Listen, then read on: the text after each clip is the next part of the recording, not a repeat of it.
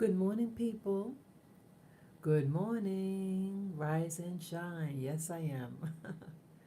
Yes, good morning. Yes, good morning, Thursday. Good morning, Thursday talk of the day. This is Spirit Journey. Today is May 19th, 2022, and the time is approximately 4:59 a.m. in the morning. And it is drizzling out there. Yep, you can hardly tell, but it's real misty out there. Yeah, this is a wonderful moment in time. Very relaxing. Yeah, I just had my water, had my liter of water. Yep, stay hydrated, people.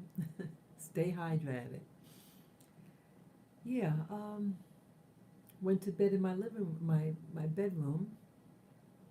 Tried to get some sleep.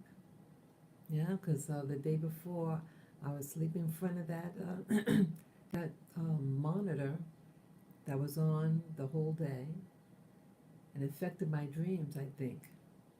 Or something happened. So, anyways, yeah, I hope you all are doing well out there. And today, let's see, sunrise is at 5:35 a.m. today. So give a shout out at 5:35 if you live in New York City and celebrate the new sun rising up there. I think it's really positive looking at the sun when it comes up. It's quite beautiful. If you are outside at the time and you see it peeking up, you see the sun very low on the horizon. It is absolutely gorgeous, and it's a different color. When it's way up in the sky, it's one color, but when it's just coming up, it's like an orangey color. It's really pretty. So those of you who have an opportunity to see it, the sun coming up, take a look. It's quite beautiful. Yeah, I love nature. I like seeing how the beauty of nature. Yes, even though we live on a beautiful planet out there, so many ugly things are happening, and I think it confuses me. It confuses me. The natural order of things is quite beautiful, and it's beautiful to watch the diversity amongst people, plants, uh, sea life, all this, the birds, the variety of the birds. It's quite beautiful. Makes you proud to be someone from this planet. But things are happening, and so I want to talk about some things. One of the things I want to talk about um, is about the alphabet soup again, consumers. But the main focus of this live stream, when I turned on my device to do it, was actually going to be about the term colorism. Colorism. Have any of you ever been exposed to colorism? What is colorism? So those are the two main things I want to talk about, and how it affects people, how it affects me, how it affected me growing up, and not knowing, not able to put your finger on it, but you feel that something was wrong. Yeah, so let me talk about the alphabet soup, because I was just turned on my laptop, my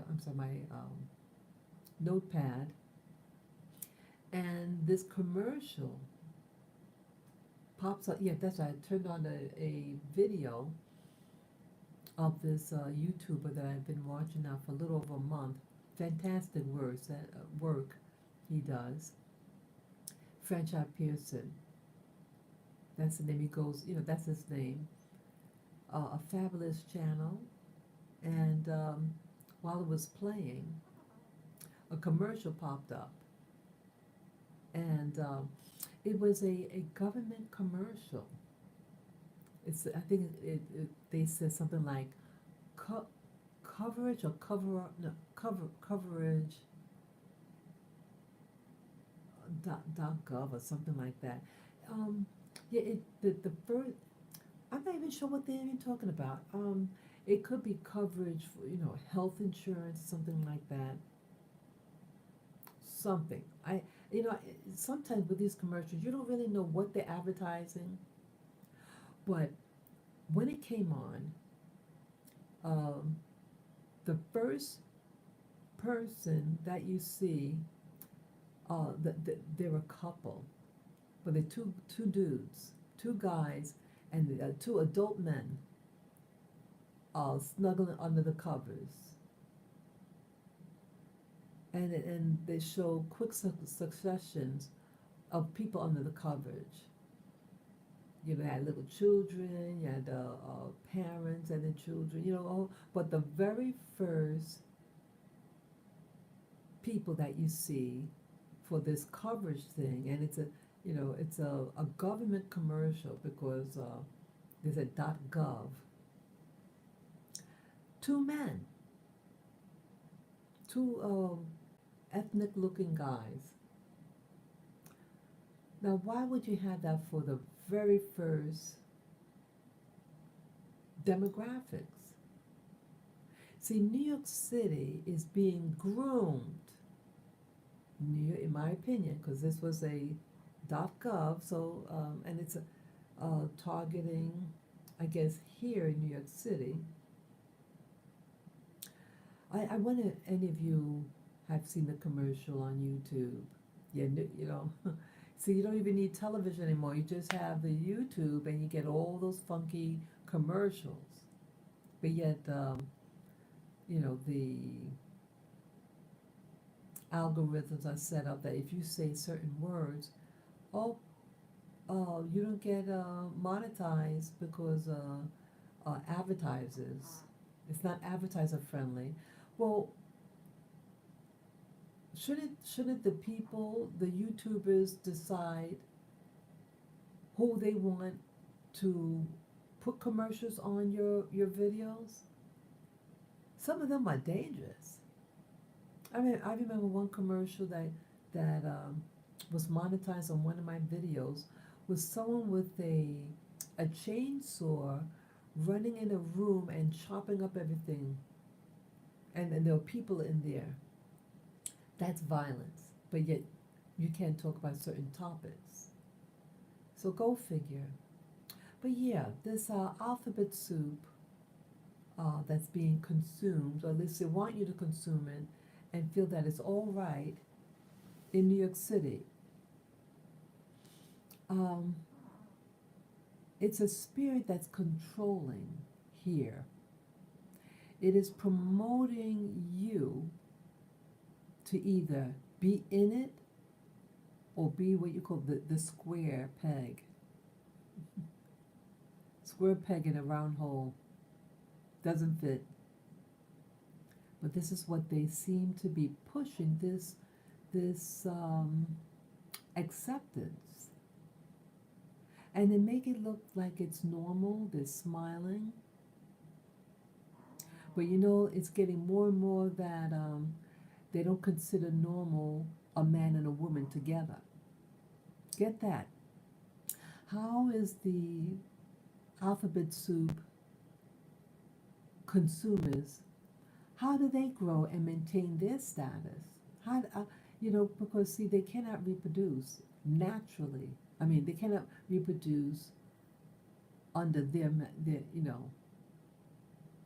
the soup. It doesn't fit. And the only way is through a man and a woman. You need a man and you need a woman. Whether you use artificial insemination, but still, a man and a woman create life. And this new system that's being pushed, no, it's not a new system. It's an old system where they're trying to get dominance. And they seem to be rewarding those people who love to slurp on alphabet soup. they reward you. They say, you know, you're an alphabet soup. You like alphabet soup? Well, we'll give you a promotion. We'll allow you, especially if you're a person of color, especially if you're a black man. I'm saying it. If you're a black man and you love drinking and alphabet soup, you get promoted. You get a job. And you can sit around white people, white men, because see, you're not a threat any longer because you're not going to reproduce after your own kind. So they might get you to work in an office. Oh, you'll get maybe a job in politics, right? What do they say who Obama was? I mean, I don't know. I've never met him. I never hung out with him. And I never knew about him until he ran for office.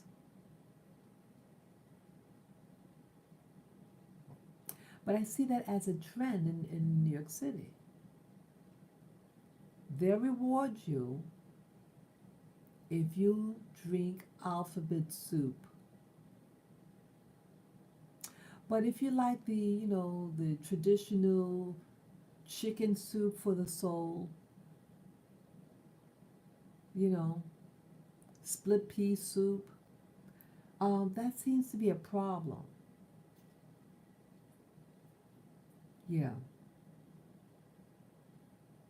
That always seems to be a problem here in New York City. If you're a type of man, a traditional man, a man that wants to protect his wife, family, you know, and stand for truth, somehow they always seem to overlook those type for certain jobs.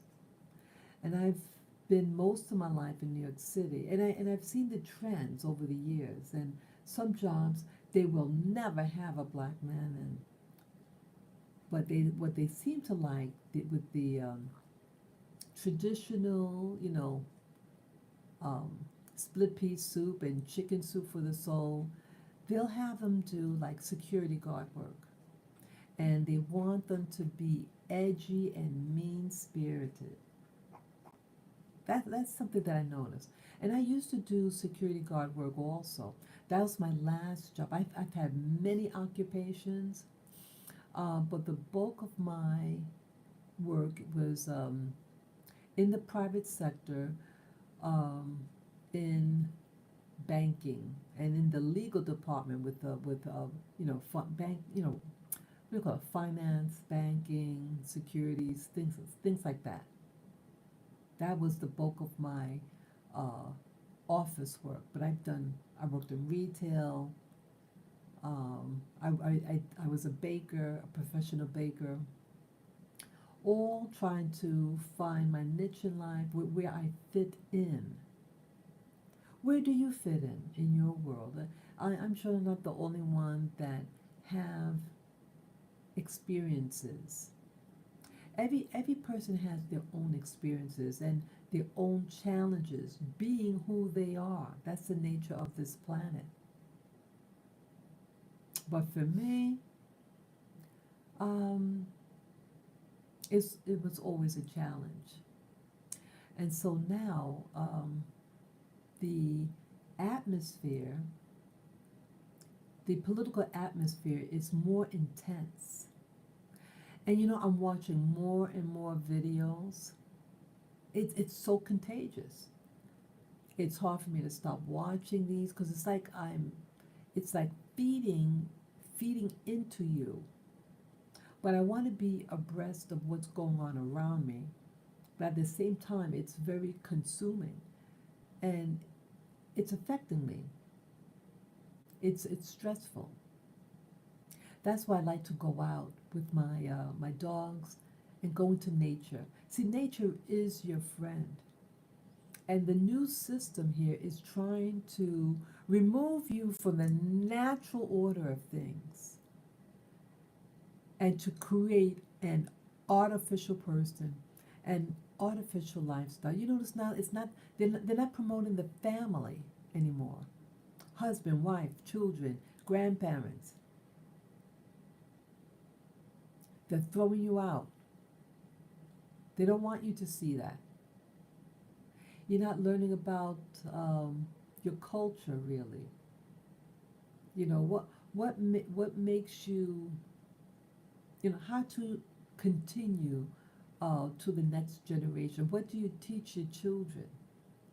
What is the community you're living in? What are they being taught? I know in my environment growing up, I didn't really learn anything about how to live and thrive. I am not thriving. I am existing. I'm existing in this domain that I was born and raised in. I was born and raised here. And meet many, many people from all over the world. And I see that there is a distinction. It's like I am looking out, almost like a fishbowl. I'm outside of it. I'm looking in the fishbowl, and I see all these things happening within the fishbowl. And I keep thinking, hey, if I do a particular thing, maybe somehow I'll fit in to that fishbowl. It's a false sense of makes you think that you'll be included in this game, this monopoly game. There is a monopoly, and it's a control over this monopoly game. And they set up certain scenarios to make you think that, hey, if you do this component of the monopoly game, you'll get this type of benefit. But in this monopoly game, it keeps changing, and that's what's frustrating about this game called life. Life's monopoly. They keep changing the rules, and it's like, well, how do you play the game? I want to get out of this game. It's stressful. And so the past 2 years, that life here in this fishbowl has been intensifying. And they put in an unnatural element into this monopoly game. And then they want you to put things in your body. Your health is between you and your doctor, and not the government, and not some quackpot. Yeah, people are not even physicians, and they're telling you what to put in your body. Oh, and did you hear? I saw a video yesterday. It was on the I'm not sure if I can say that name. Infowars. Infowars.com. And he had like his website have different videos that you can watch, and one of them was about the and it was my God, the HIV, AIDS, and that that jab that some people got, and there was a major outlet, a major news outlet, you know those daytime news things that come on like 7 or 8 o'clock in the morning. No, 9 o'clock in the morning. They were talking about it. I think it was Good Morning America. Let me just give the name. I think it was Good Morning America, and they were talking about it. That they're saying that more and more people are being diagnosed or will be getting the AIDS. These jabs have the HIV in it, and it arrests your immune system. It arrests your immune system. So what is that when your immune system is shot?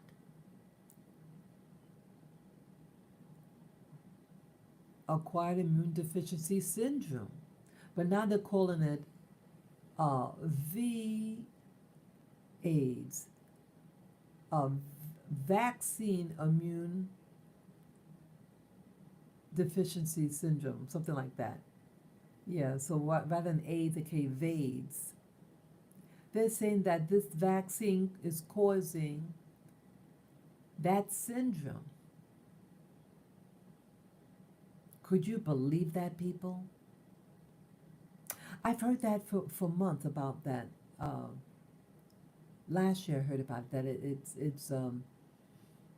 the jab is cleaved with the HIV attached to it. So it's cleaved where the scientists added that component to it. See, this is Frankenstein. Frankenstein at its worst. And you know, again, with the AIDS, like I was a science major. I studied nutrition for my master's program that I completed and got my degree in. And they had to bring in teachers. Not what do you call it? I'm sorry. They brought in people from the health department to cover the AIDS, to teach us what AIDS is, because you know, as a nutritionist, you're working in let's say a clinical environment in the hospital. You're gonna some of your uh, patients for nutrition will have AIDS, and so you have to learn how to nutritionally um, help them in their condition. And they told us it doesn't behave the same. The virus that causes AIDS, it it affects black people differently than white. So you have two people, one black, one white, and let's say they're alphabet soup drinking people. They have that lifestyle, and they do the exact same behaviors. Well, did you know that it doesn't affect they don't get it at the same rate? It's more difficult for the white/European to get AIDS.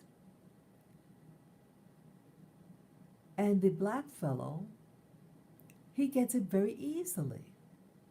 Even though everything is equal, AIDS is not an equal opportunity. AIDS is not an equal opportunist, I should say. It's not equal. And even how they define who gets AIDS and who doesn't, did you know that it's different also?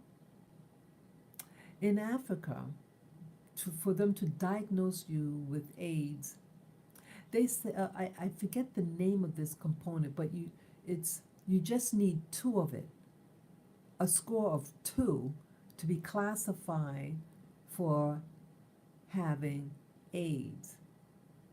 And you know, in America, the whites in America, you need a code of 7 or 6.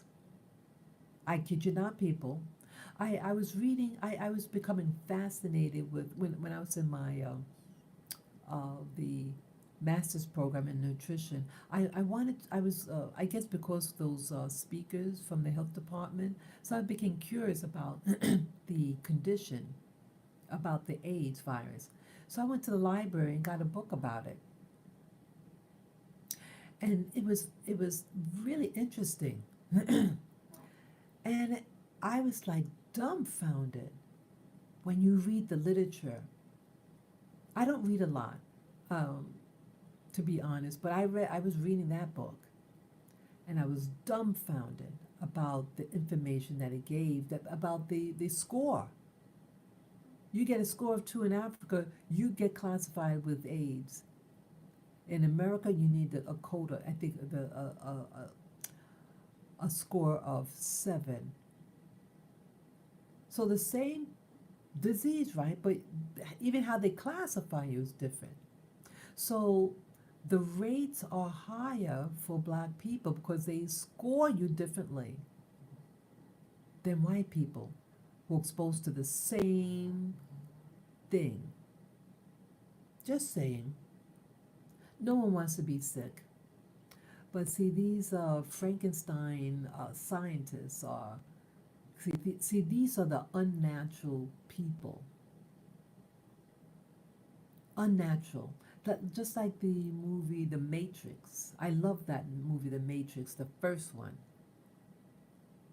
Because that was a very, very artificial world. They were completely submerged, literally submerged in a device that created a false reality.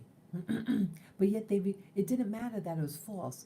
See, the brain is a receptor and it only knows what it sees. And it considers that real because it's seeing it. So it has to be real and the body has to respond to that stimulus or stimuli. So it doesn't matter whether it's reality or something artificial. Your human body will respond accordingly. So, and again with the Matrix, this new artificial world permeates every aspect of your life. And its ultimate goal is to destroy you. So you have people living right now, the dragon people, as I call it, like remember David Icke talked about that, the researcher, and how people notified him. He didn't research that. People came to him and gave him that information. And then he only talked about it. And when he talked about it, other people reached out to him and said, how would you know about this? We have this in Africa, this thing. And you know about it? And he got interviewed. He interviewed, David Icke interviewed Creator Mutwa. He died not too long ago. Hey, good morning, Asa. Good morning, good morning. Yes, always good to see you. But yes, he was interviewed, and they gave, I think it was a 4-hour interview, 4 or 6-hour interview with that African man about the reptiles. Yeah, they do exist. They do exist, and I say that they exist because, yeah, because I did a meditation, and I saw it. I wasn't even looking to see it. I was shocked, and I saw it. He was that reptile thing was wearing a red cape, a red robe with a hood on, and it's with about 4 other people. They look like humans. Only he was different. The one that wore the red robe was the reptile, but all the others were human. And so there's something being done. That you have controls out there, and they want to create an artificial world for you to live in. So they're really promoting this alphabet soup drinking people and rewarding them. They don't want some of us to reproduce. And ultimately, they don't want any of us to reproduce. Black, white, yellow, red. They're against everybody. But I think the main group that they're doing this Frankenstein, they use the European man to facilitate this. Because I think the people of that background, that they are the first hybrids. And even scientists, I'm not trying to be hateful or anything like that. But you just look at humanity, and they're different types of people. You have the African, you have the Asian, and then you have the like the East Asian, and then you get the European. Those are the like the main groups, and you notice that it gets from darker to lighter. How does something? How genetically? How do you survive? If you we all originated from Africa, that's what they're telling you. For you to get from dark to light, and to be able to survive on this planet. Because see, they were trying to say, not that they were trying to say, they were saying that the black African um, got into Europe. Now, for the African to survive the northern climates, they have to physically be able to adapt. You go into a climate like that, northern Europe, and you're a very dark skinned person. Well, you're not getting enough sunlight slash vitamin D, and you will get this condition known as rickets. I think it's called rickets. Your bones get don't grow right, and it'll change the shape of your pelvic bone. So if you're a woman and you don't get enough vitamin D and good bone formation in your pelvic area to conceive a child, you won't be able to conceive the child because it won't be developed right. So the jump from the black African to the modern day European, it couldn't have been gradual. It cannot be a gradual evolution. It had to be overnight. And that's where the aliens from other worlds come in. And they created the system. They took the natural man, the African, and I'm not trying to suggest a race superiority. I'm not there. I'm not going there. That is not what this video is about. I'm not talking about race supremacy. I'm not about that. I'm just showing you that there's things happening on this planet. Our genetics are being tweaked, tinkered with, to form this artificial environment. And what based on some of the researchers like David Icke, and things that I notice in what we look like and where people live. Exactly, as Asa. Exactly.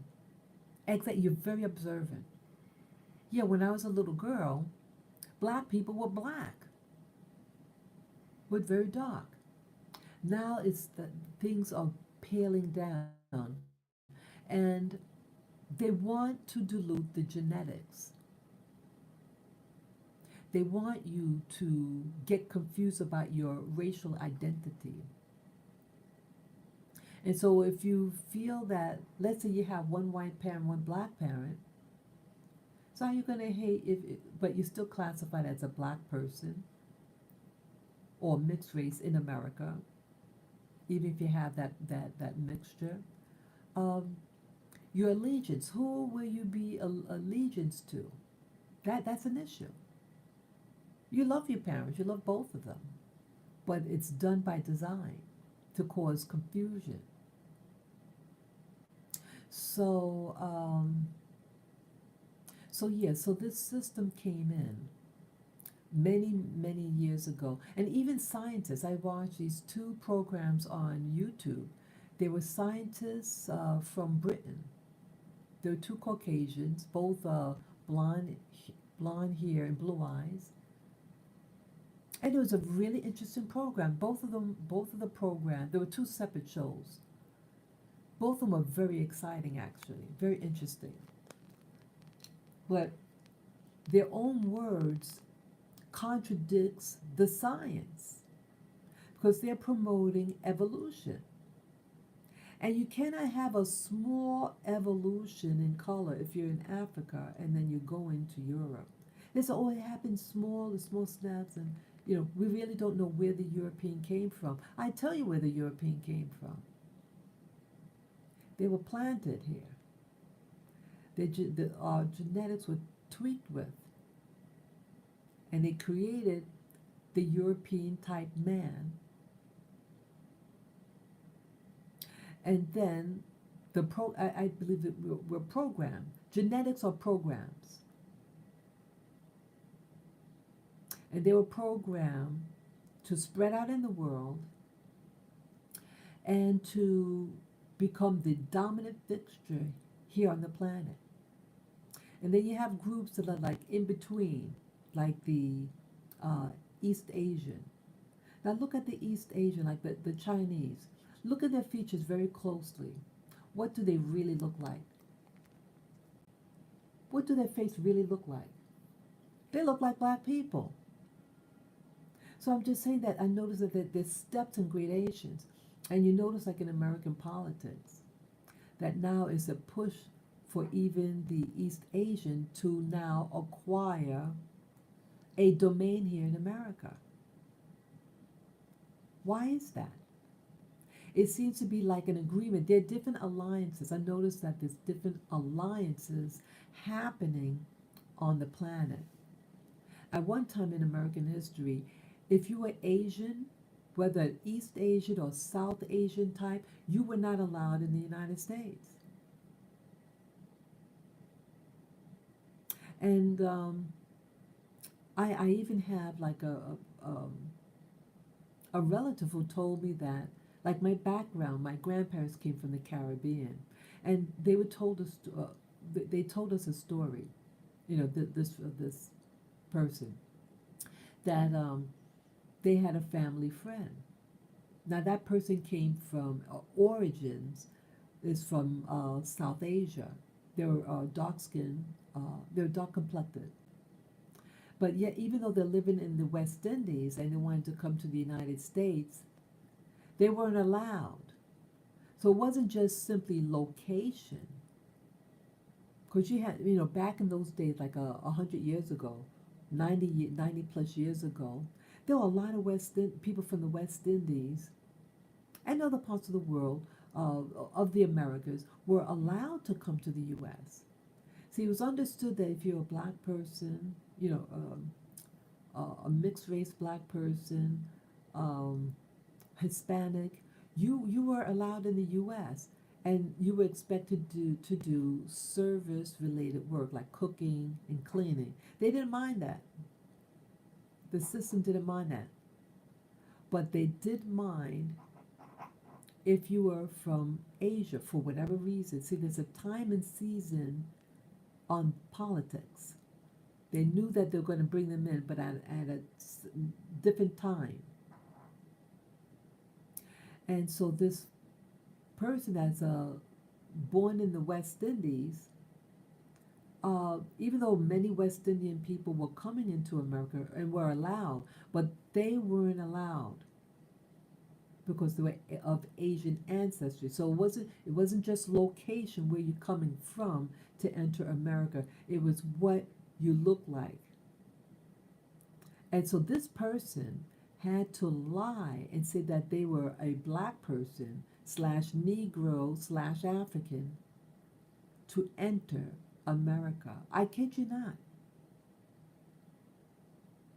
But now I think immigration policies changed in the 1970s and then started to allow Asians of all types. East Asian, like in Korea or China, things like that, and the South Asia, like from Pakistan, India, etc.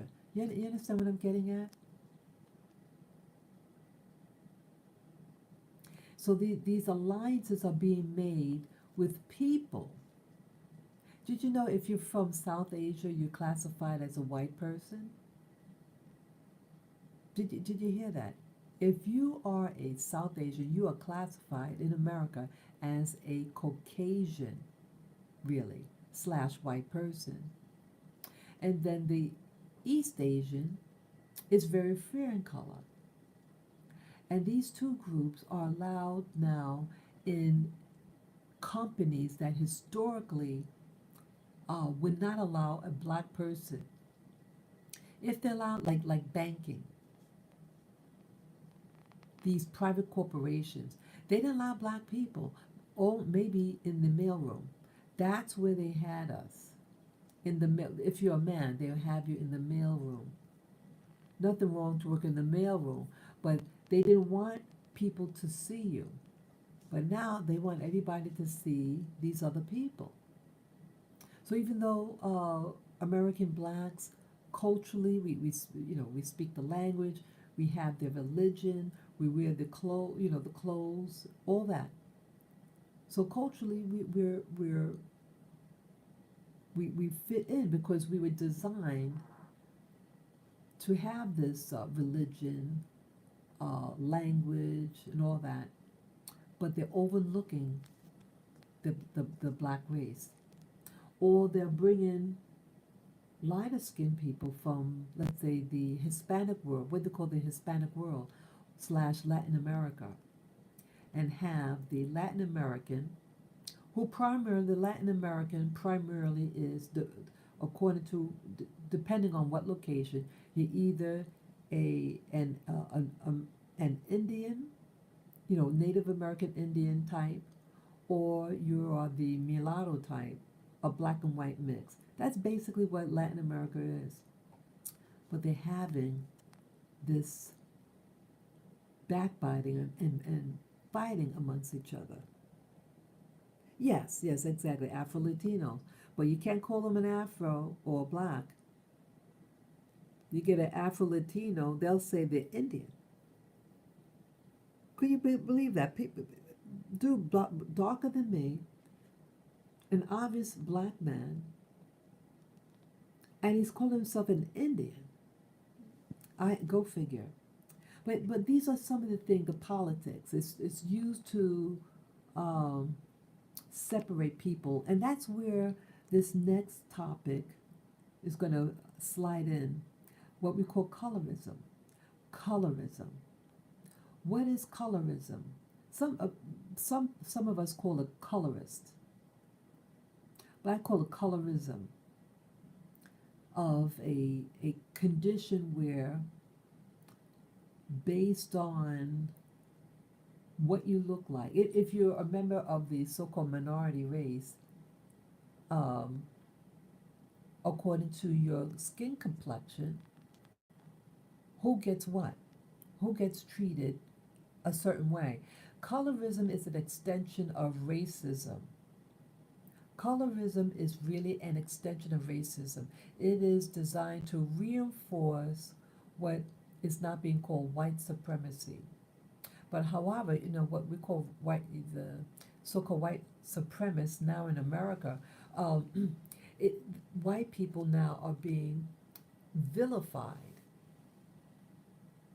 Now, it's something, the vilification wasn't as prominent, let's say, 50 years ago. They weren't called white supremacists 50, 60, 70 years ago, even though a lot of active things that were being done against blacks in particular in America. But now they're using the term white supremacist. And we even have, what was that person that came by, the thing in Boston, not Boston. Oh, what's that? Was it Boston? I forget what state did that guy? Oh, Buffalo. That's right, Buffalo, not Boston. Excuse me, Buffalo. That's right, Buffalo, New York. The 18-year-old. Isn't this like the second 18-year-old? No, the other guy was a little older. His name was Dylan Roof. Remember that person a couple of years ago? Pretty much did the same type of thing. Uh, Went out of his way, drove real far, and he found a black church. There no black churches where he lived? But it's just weird. So now what's happening, people, they are triggering white people, some white men, to go into establishments, black neighborhoods, or black churches, whatever, and commit murder. And the latest one happened a couple of days ago in Buffalo, New York. I live in New York City. So this is way up north, uh, northern New York. And you know that I don't know. I'm glad one person said it right out that it's a fake. I showed you that video about remember the lady that was doing that was squatting on the ground and pounding. Did it look like she was doing like a, well, you saw what it was. This is the one that was wearing the light blue pants, dungaree pants, and the pink shirt. And then I showed you that the cameraman, that same cameraman, is showing her walking like a zombie, and her hair is covering her face. It looked like a show, people. It looked like a show. It is a show. I'm not trying to be insensitive about if anyone truly got shot. You know, you never saw the paramedics. You never saw what else with that thing? Oh, what do you call it? The coroner's office. They because they have to take the body, right? You never saw any of that. You never saw anything. You never saw any blood. Not that I want to see blood or anything like that, but you see people, crowds looking at the supermarket, but you never really see anything else. So you wonder what are they really looking at? I don't know. I mean, it's dangerous. If this is all an act, and that YouTuber was noticing the pattern. See, this other YouTuber, he studies numerology and codes and colors, and he said it's an improbability that all these people in these photos are wearing particular colors or things on their t-shirt. The probability that this was just a random act and real. He said this is all a fake. And you know, I'm glad that he was brave enough to say that word. I wasn't brave enough to say that word. I just said I think phony or something suspicious. Or do you see what I see? You know that in New York right now, there is a criminal case that's on right now in New York City. 5 years ago, 2014, the wait a minute, 2014 and 2016, I forget. I think it's 2014. This man from the Bronx uh, drove into New York City's Times Square and started running over people. And the whole thing looked like a show. And the car hit people, and then the car went up in the air because it ran into these pillars. And he climbs out the car and starts acting like a zombie, like a monster. He had his hands out trying to like scare people. It looked like acting 101. It looked so fake. Yeah, a lot of people. That's when I first heard about that they call CGI. They can make things look like something is happening and stage it. Again, Times Square is around where all the theater district is. Right around there, all theater. If someone really did get killed, out of all the people he ran over, one person died. He ran over about 23 people. 23 people got hurt, but one person died. I mean, they showed a picture of someone getting hit, and then he walks away. Got hit by the car, rolled over the car, and then got up and started walking. I kid you not. It looked very bizarre. Very, very bizarre. Okay, I'm reading Ace's thing. You know it is a fake when they take so long to identify the person so you can't find their social media page when that black man shot people in the subway, his YouTube page was on the news. Interesting. Yes, that's right. Wow, that's that very, yeah, I almost forgot about him. Yeah, that happened like last month. The shooter. That's right. Thank you for reminding me that. So, so this thing in Buffalo, they immediately called him a terrorist.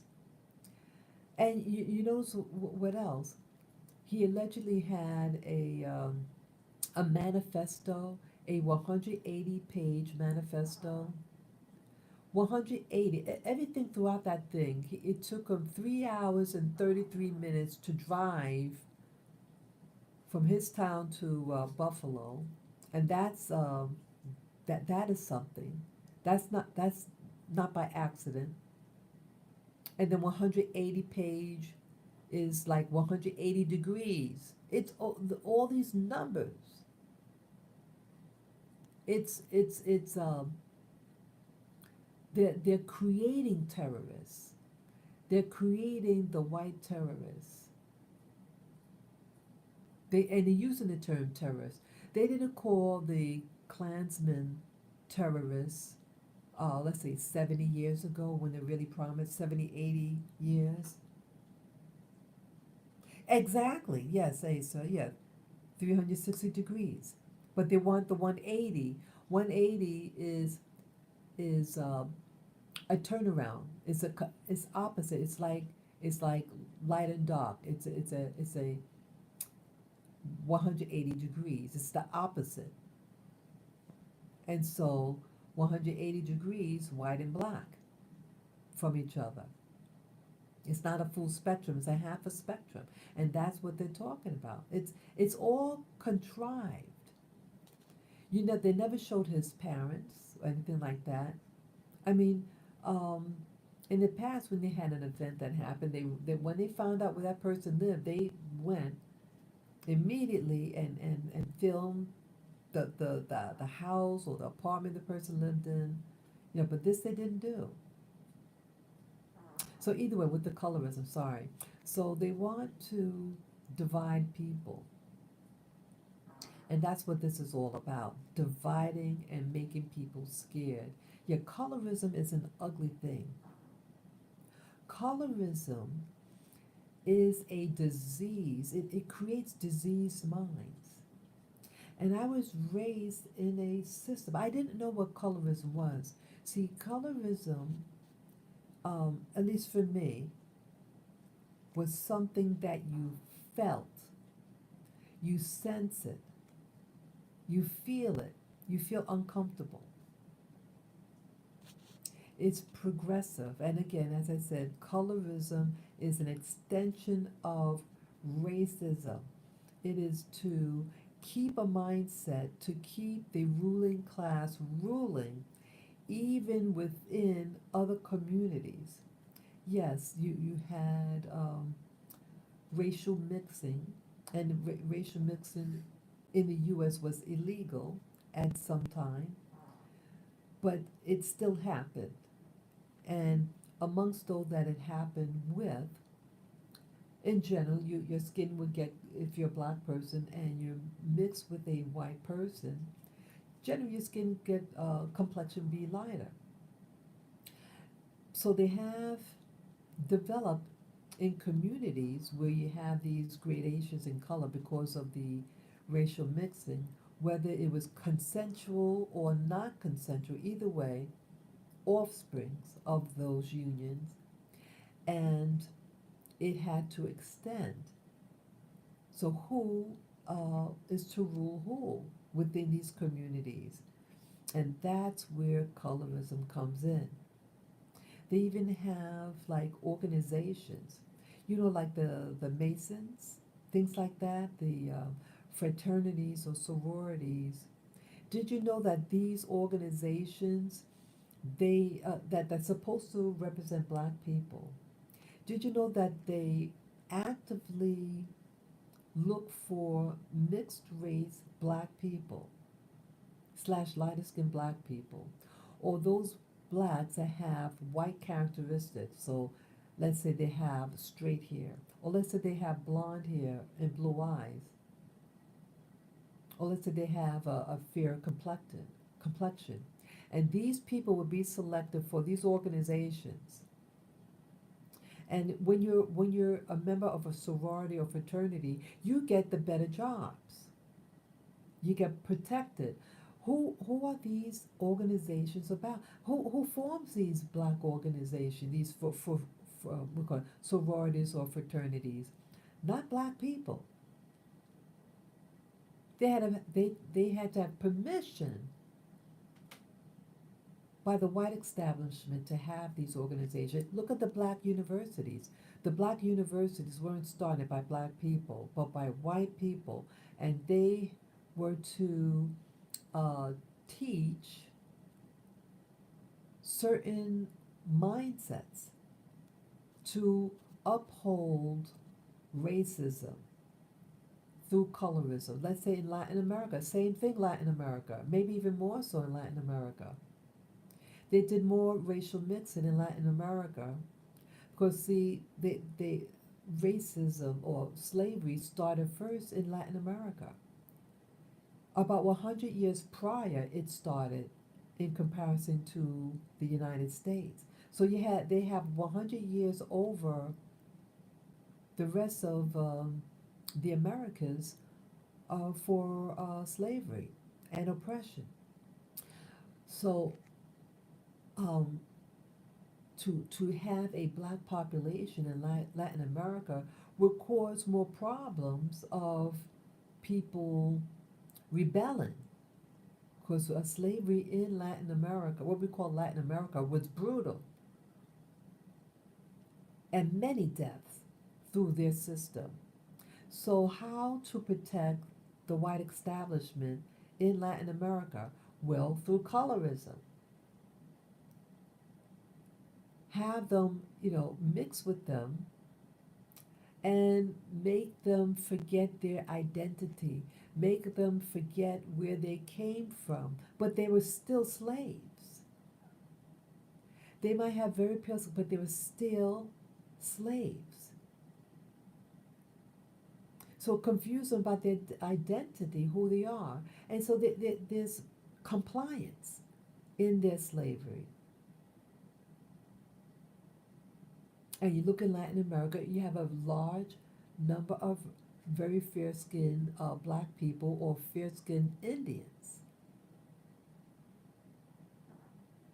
And then to keep this circle, so you lose your identity, you don't really know who you are, but you're being oppressed, but you kind of look like that person that's oppressing you, but a little different. Your culture is a little different. You eat the food you eat is a little different.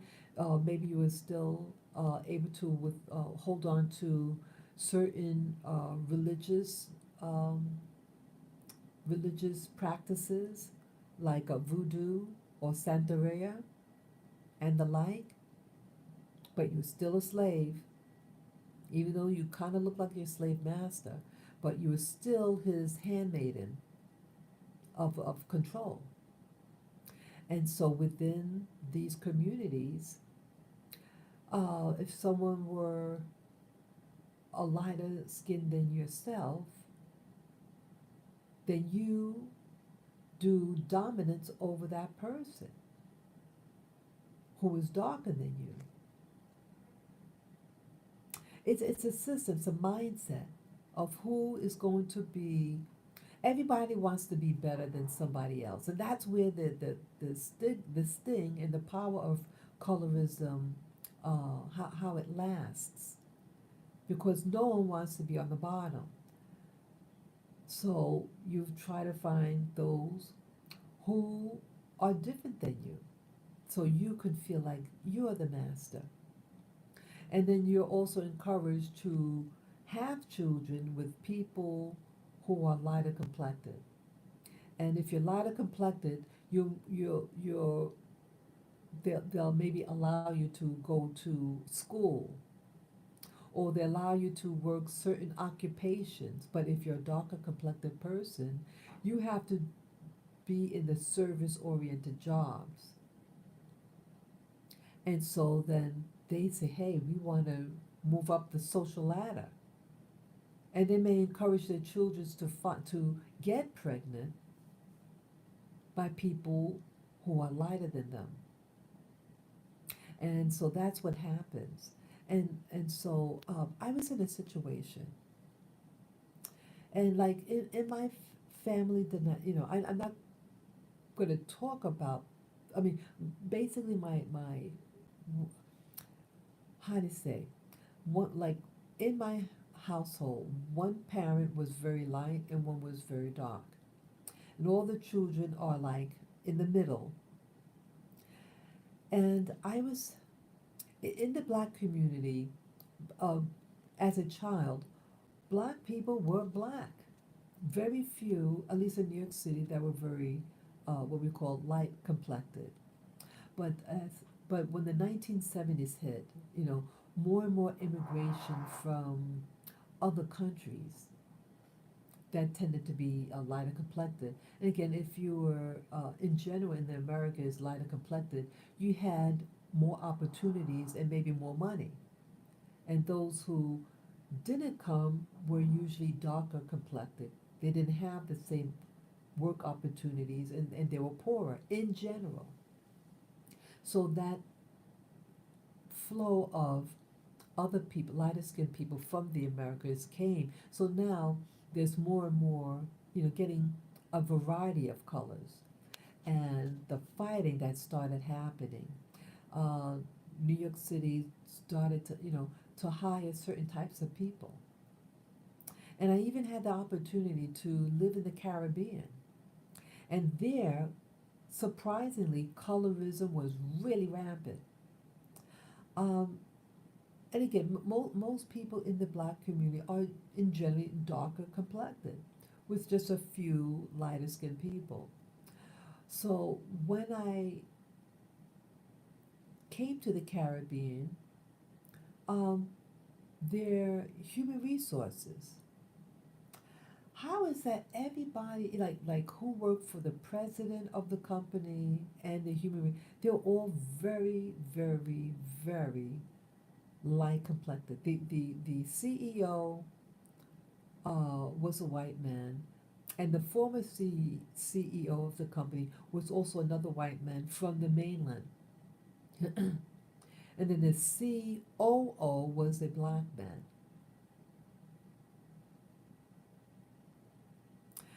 And the office, I noticed certain, it was just like, wow, how could all these, ladies, like the secretary for the CEO and the former CEO were what we call a very light-skinned black woman. How did that happen? But everyone else in the other department were dark complected, with, the average black West Indian. This was colorism. Sometimes, like, you're offered in the West Indies, in the U.S. Virgin Islands of St. Thomas. This is where this happened. The hotels. The hotels are infamous in the West Indies, and they have someone at the front desk, a receptionist, and again, you get surprised. It's what I mean. There's nothing wrong to be what you look like. You look like what you look like, but it's just something that you didn't see often, and because it wasn't a lot of light-skinned black people. So, if in your world it's not that many, but all the people that you see were all what we call light-skinned black people for those positions. And if they didn't have that type of person, then they would have a white person, a white female from the U.S. mainland. Yet there's also, they didn't want to hire locals for these positions. They want people from the U.S. mainland to work in these fancy, four-star hotels. The black people that were to have, they're the ones to do the cleaning and the serving, To this day, when I see a commercial uh, advertising go on vacation to the West Indies or a place like the West Indies, I don't like it because what do you usually see?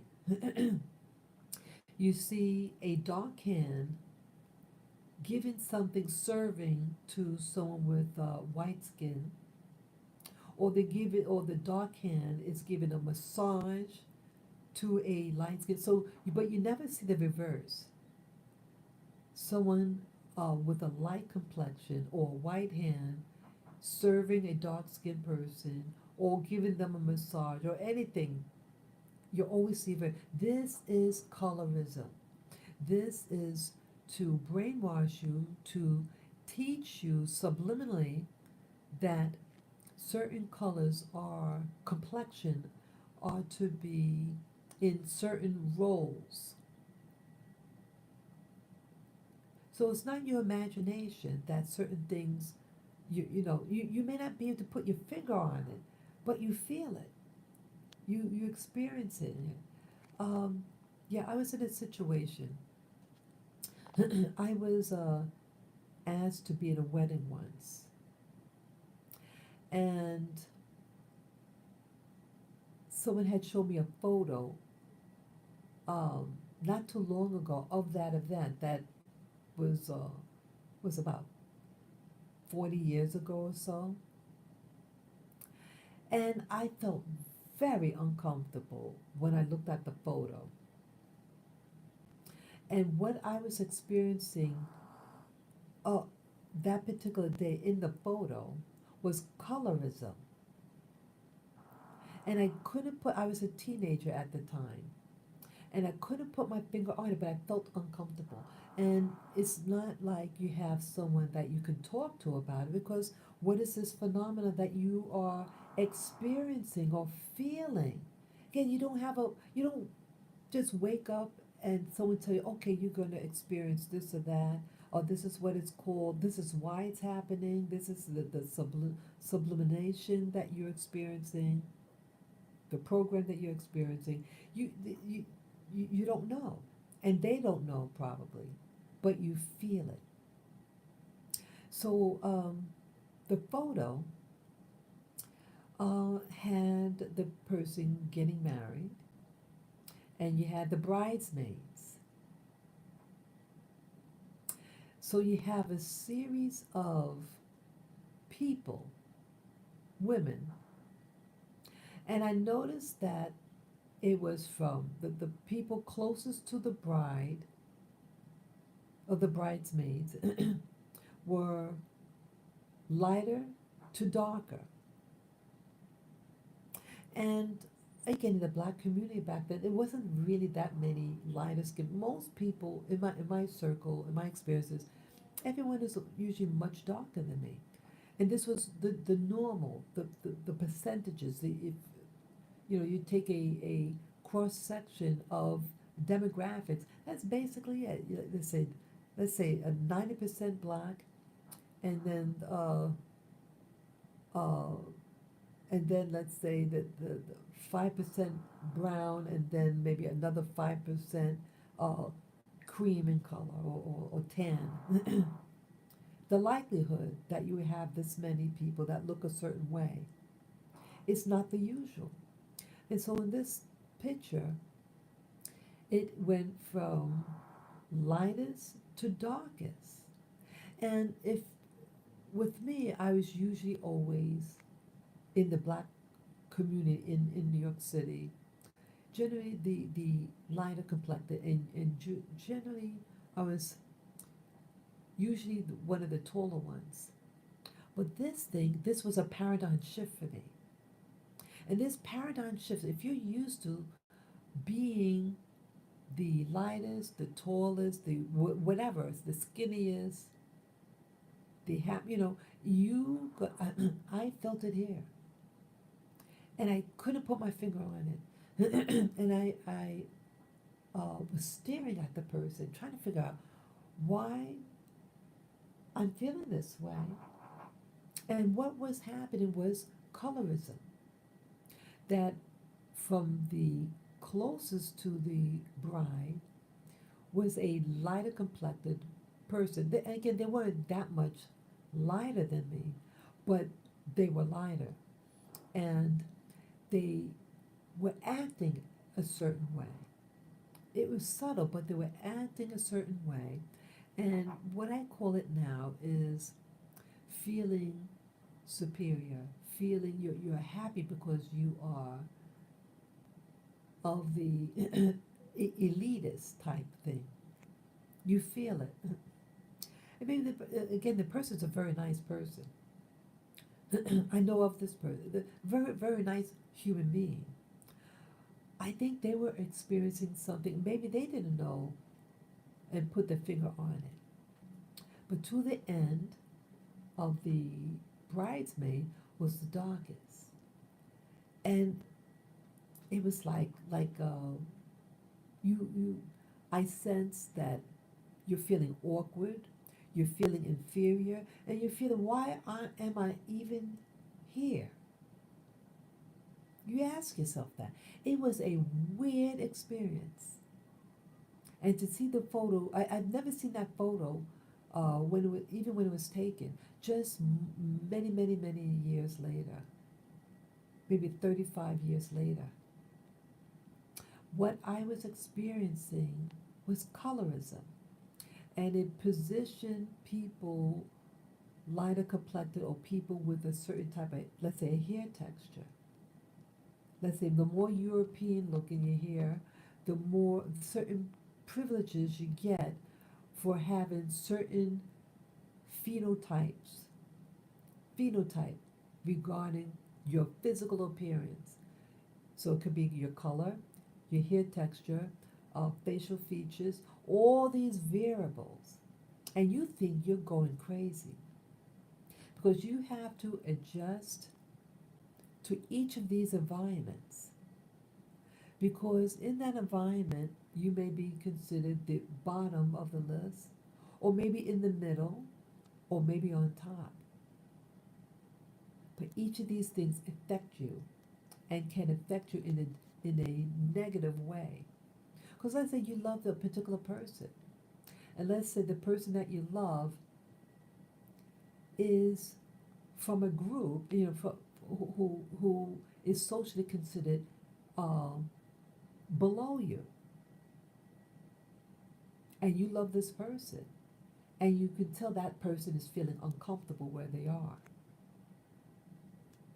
So just imagine in the black world in America, or in the West Indian world, or in the Latin American world, or even in the African world.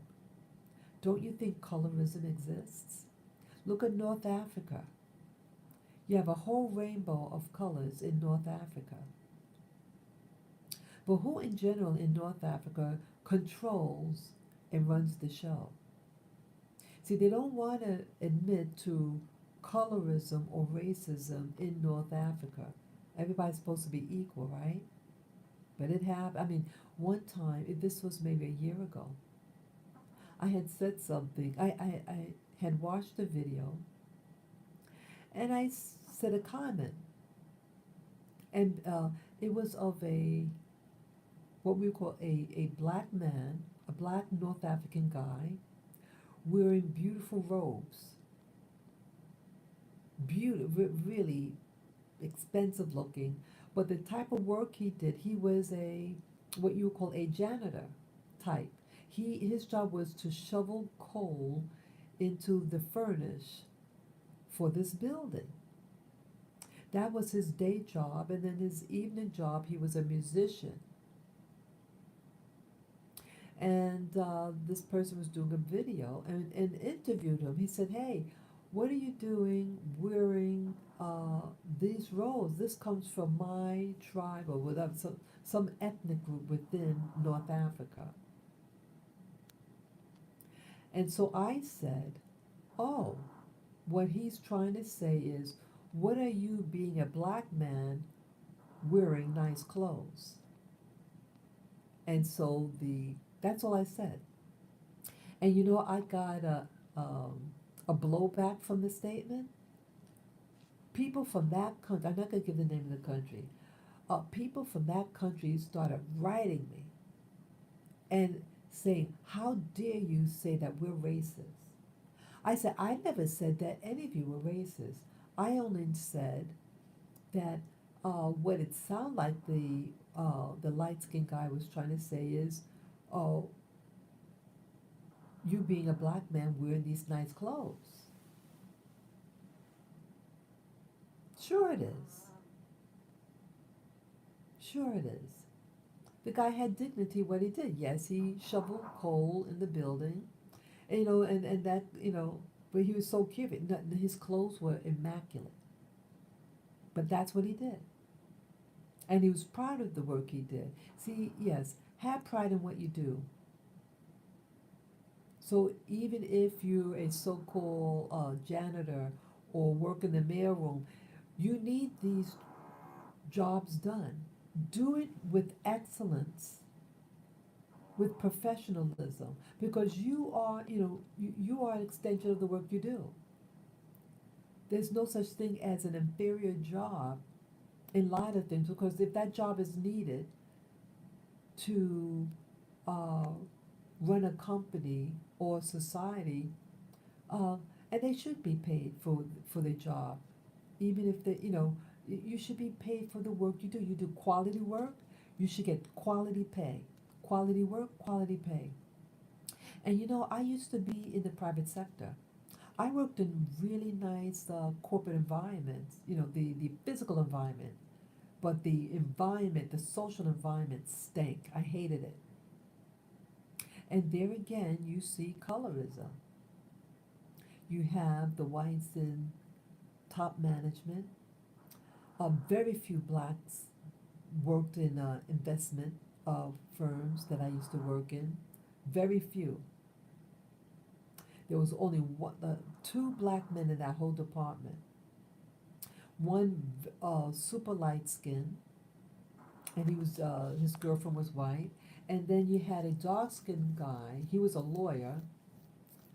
Um, he was the only one in that department, that floor. Yeah, they have the two black guys work on different floors. I worked on one floor, and the others work on the other floor. So how is that? And I'm wondering, I don't know definitively whether the lawyer, the dark-skinned lawyer, the guy, whether he was an alphabet soup drinker. Um, that I don't know definitively, but he just had a way about him, you know. Yeah, in the private sector, they will not. They to this day, uh, they don't want to sit next to a black man, a straight black man in the office. They never had black men working alongside white people. Never, unless you're working in the mailroom, and then the person overseeing them is a white person. So they allow black men working with another black man in certain departments, telephone room, uh, mail room. That's it. That is it in New York City. And yes, it is color coded. And yes, if they're going to have someone, they usually get a lighter skinned person, black, to work in. If they are going to be seen by the public, they generally had to be a lighter skinned person in general. So these are colorisms, and this affects people, especially if you're considered so-called inferior. So how does this affect you? Well, if you're a female, in my opinion, you started to become violent and angry. You ever heard the expression, the angry black woman? I'm sure if you live in the U.S., you've seen it on television. She's usually very heavyweight, angry, and a bully. Why is she bullying? Because she's angry. Why is she angry? She's angry because she knows she is not loved. She knows that she has to work twice as hard to even just to get the job. And this could also cause resentment to other blacks or other people of color who are lighter than her. She knows no matter what she does, she would not be favored. She would not be liked, and she won't get the same pay probably. And they would pit lighter skinned people or Latin Americans in particular to be adversarial to the dark skinned American black, or let's say the dark skinned West Indian, and they'll have this pettiness and the backbiting between them. This is awful, awful thing. And I've seen things like this in offices. Yeah, especially, yeah, you see it. And they'll have her outnumbered. They'll start to bring in what they call other ethnic minorities to work alongside the dark skinned black American woman. She's outnumbered. And they want to speak the other people want to speak their native tongue. And so they purposely do this to make her feel that she doesn't belong. And it's to hurt her feelings, to destabilize her, to make her feel powerless. This is colorism, and is reinforced. They'll harass her so to get her out of the job so they could put their friends in there. And yes, this has happened to me as well. People from other countries, uh, and to be hounded. I used to work in I worked in many industries. I used to work in advertising. And I think I had worn my hair out, uh, and I think I was mistaken for a Hispanic. Um, and I was bold enough to even apply for the job. See, some blacks don't even apply for certain industries or jobs because they only go where maybe a family member worked or a friend worked, and if it seemed okay for them to work there, then they'll apply. But me, I've always been independent in this way of thinking, that I wanted to have work that was just as good as white people. I wanted the same type of jobs and opportunities. So I would just apply for jobs, for private sector jobs. I didn't want to work for the city because who worked for the city were poor black people who were many of them drug addicts, alcoholics, all real problematic backgrounds. My very, very, very first job was working for the city, and that's what I saw. And I didn't understand it. I didn't understand the dynamics of it because it was overwhelmingly black, but the management all seemed to be white. And it was confusing to me. See, I had come from a high school that was racially very diversified. So I had a false sense of security that we were all one. You had blacks, whites, Jews, uh, we had Hispanics, we had South Asian, we had East Asian. You had everything. You had Greek, that was another ethnic group. And we all got along, basically. It was just in one incident that these two black girls, they're what we would call street girls.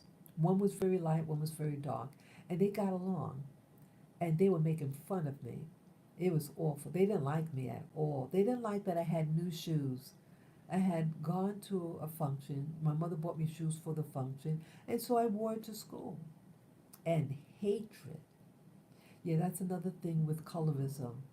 Uh, if you show signs of perceived wealth, You were hated. Yeah, that's another way how they divide. Who has money and who doesn't? Well, with colorism, it's not unusual that the lighter the people in general, the more money they seem to make, and if you're darker complected, the less amount of money or the less prestigious the area where you lived. This added to colorism and resentment. So you walk around in life uh, not understanding what's going on. You see all these contrasts, and if you're like in the middle, like I am, always in the middle, not dark enough and not white. So I'm right in the middle, and so I got to experience and see the attitudes of people. I was socialized enough um, to be able to get certain jobs, but at the same time, to be harassed.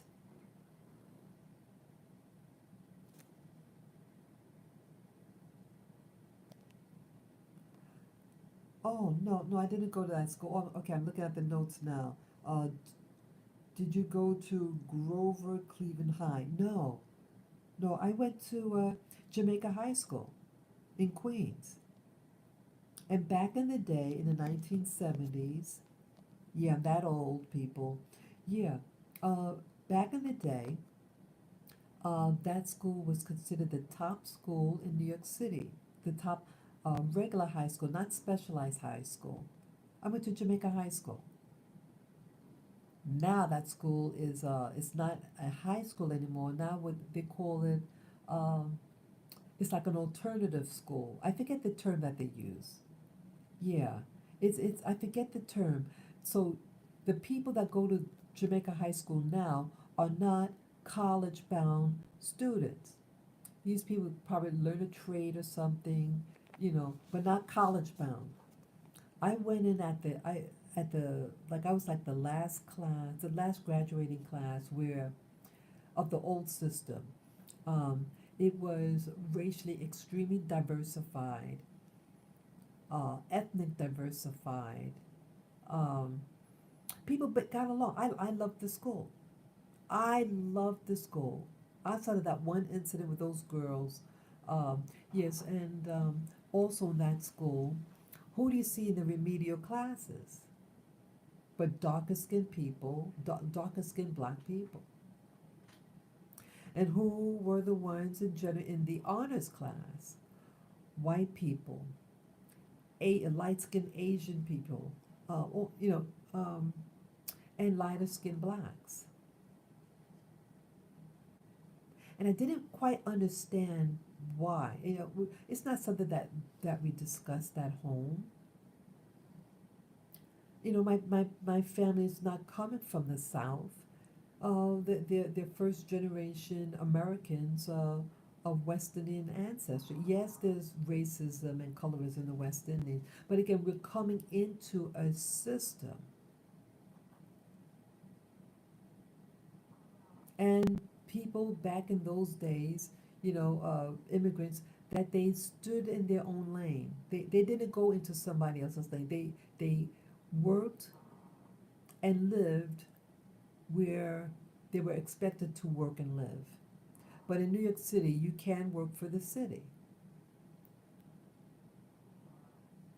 And so my family member, they worked in the school system and they moved up. So I would say that going into high school gave me a false sense of security that we were all one. But when I got that first job working for the city, it was dirty. Um, you had people acting out, people showing me their drugs. Yeah, they would show me cocaine, things like that. Um, you had people of the alphabet soup trying to recruit me. Even back then, I was 17 years old. 17 years old. This girl, she was She was about 20 years older than me. She was in her 40s. I was 17 years old. Yes, she was 40 or in her 40s. And she was inviting me to go on a rooftop with her. And I told a family member about it. And the family member said, "Oh, she must be a lesbian." Oh, I hate this. Oh, I'm sorry, I said that word, the L word. But this is my experience. I'm not judging. I'm just telling what happened to me. So right away, this element in New York City of the alphabet soup and the positions that they get. You know, they're dominating the health field, the mental health field, and you know the yeah, the health field, especially the mental health field. You go to I went to a dentist's office in New York City just last year, and in the dental office you had magazines of that alphabet soup people. I knew what that magazine was. It came out like in the 1970s or early 80s. I said, what is that doing in this waiting room? We have little children. Yeah, they're recruiting hard. And in the mental health facilities, they have their magazines, the Alphabet Soup People magazine, all over the place in there. New York City is like the mecca. They're growing in numbers and in strength, a mecca for alphabet soup people. Again, what you like is your business. Who you love and who you marry is your own business. But what's happening, I'm just noticing, I'm just saying what I noticed, that I'm noticing that those people who are getting promoted in the mental health positions are people of that lifestyle, and they are actively, um, I was criticized when they asked me myself, they asked me, they said, oh, see, I had to get paperwork filled out from a psychiatrist because I wanted to get a service, my dog to be a service dog, or what do you call it, a comfort animal, so I can travel with them to different establishments, environment. And so it was a black psychologist that was asking me the question. She looked like she sounded like she could have been American. She was dark skinned, heavy-set black woman. She seemed very pleasant, and she asked me, "Oh, do you have a preference of who you like to talk to?" So I said, "Yeah, yeah." I said I would like to speak with a black American female. And she got upset with me. This is a mental health provider, and she got aggressive with me to say that. She wanted me to accept anything that they gave me. The problem was they didn't have a black psychiatrist, and that's all she could have said. She says, "Oh, we have so and so. Her name is such and such." It was a very exotic Asian name, very exotic. And this person would be perfect for you, she says. "Oh, you'll love her." I said, "Yeah, I'm sure that I really like her, but that is my preference." And then that's when she got angry and said, "Well, some people don't identify with those terms." I said, "Well, you asked me what my preference was, and I like, that's what I prefer." So, so I was forced to get the woman of her recommendation. And then when I get there, she says, "Oh, I'm sorry, I can't fill out this paperwork for you." I said, "Well, why not?" It was, "Oh, well, you have to continue coming here and this and that." I said, "Well, I told them up front, the person that initially interviewed me, when they asked me, why are you here? I said, I need this paperwork filled out. and they told me this is what I need to do to get it filled out. So that's why I'm here. I was up front. So it wasted my time. But see, yes, they want, see, what they're doing is, see, they're pushing out the Black American from these jobs, and they're hiring um, people of color. Um, let's see, they could be from South Asia, because they say, okay, they think that Black America will accept someone, let's say, from South Asia, a dark-skinned person from South Asia. We have different cultures. We even speak English differently, and many of us have different religions. They have a whole different mindset. I had an Asian woman before, and she was an older woman, and she was afraid of me. Excuse me. She was literally afraid of me, and she was an older woman. I didn't care what she was. This was many years ago, many years ago. And you don't expect anything being a person of color, a black person in New York City. Who they have available for you, you just take it and accept it. So I didn't care what she was, but she was afraid of me. It was a weird experience. I never had that experience before. So it does matter if you are in the health field, especially the mental health field, who's your therapist? Some people may feel uncomfortable around certain ethnic groups. They may not have had any experience with them, so they don't feel qualified, or they're afraid of you. That does happen. And I think also when she presented it to me the last time I went to get a mental health provider to fill out the paperwork, um, I think I said it for effect also. I think I was curious what she would respond, because I never asked for anything in the past.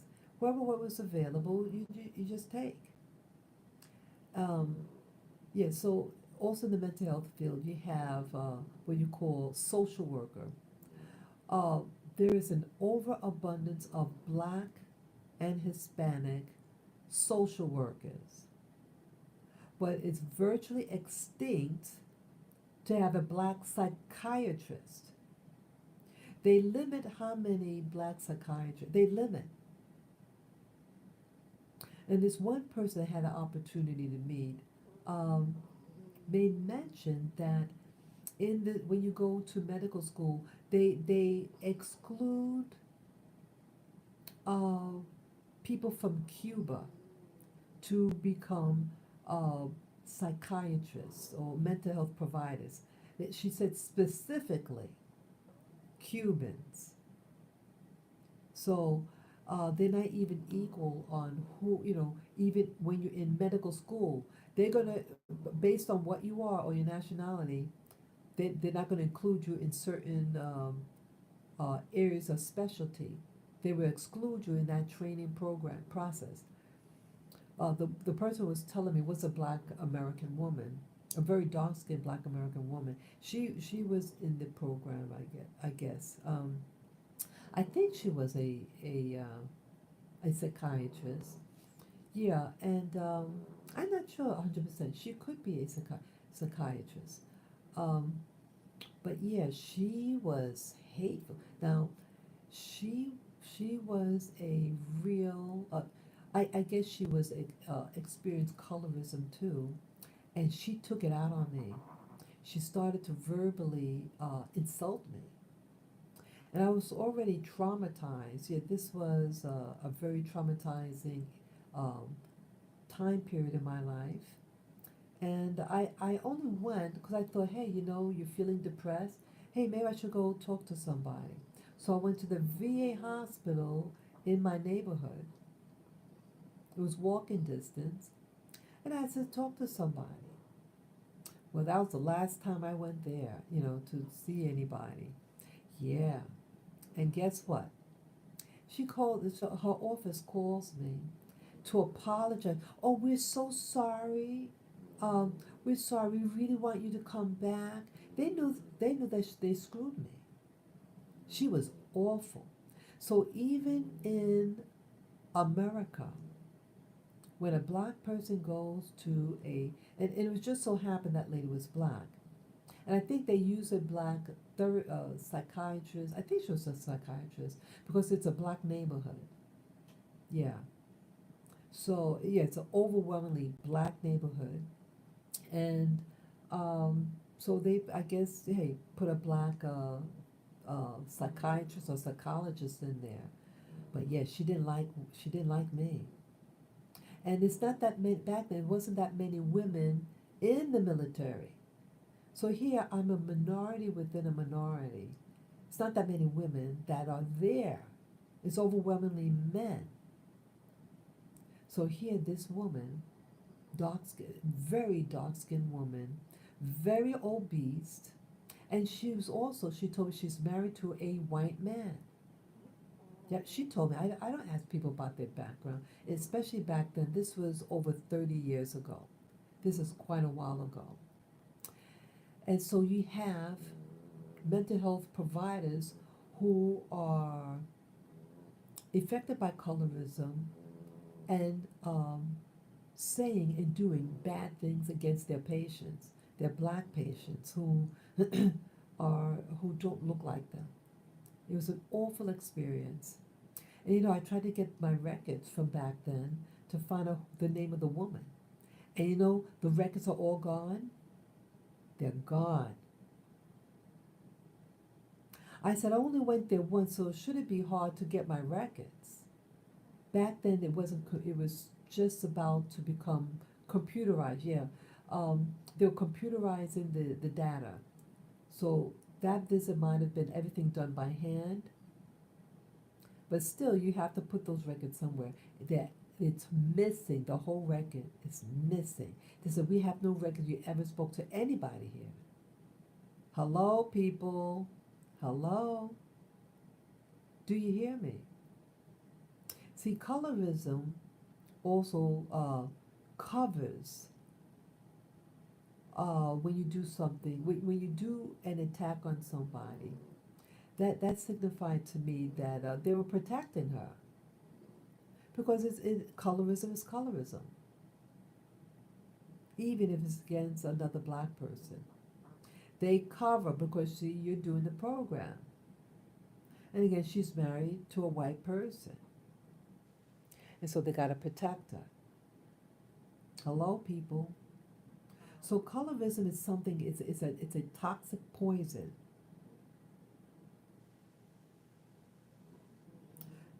Jacob's ladder. I'm not sure. That's a Bible term, right? Jacob's ladder. Yeah. For movie, no, I don't think so. Yeah. Let me look at your other comments. Yeah. So I'm I may not always see the comment. Let me read this. Okay. My father's 80, and I took him to Mount Sinai Hospital for a procedure, and the doctor was okay, a blank man, and my dad said, no, thank you. Get me a straight, oh, give me a straight old school, yes, yes. Acer also says they want to give you Asian or Middle Eastern doctors to tell you how you feel when they have no idea. Exactly. Exactly. Yeah, they want to push Asian doctors on. Now, growing up in New York City, they were my friends in school. Yeah, these are especially people from East Asia. These are people who I talk to. I invite in my home. I'm at my parents' house on trip. Yeah, we got along. They're very nice people. We acted very similar, and that's why we were friends because we were very similar in our personality. We were very. I used to be extremely, extremely, extremely shy. I was afraid of people.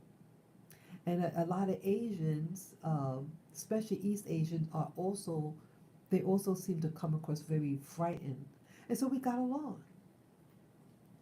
But as time went on, they uh, gravitated to white people.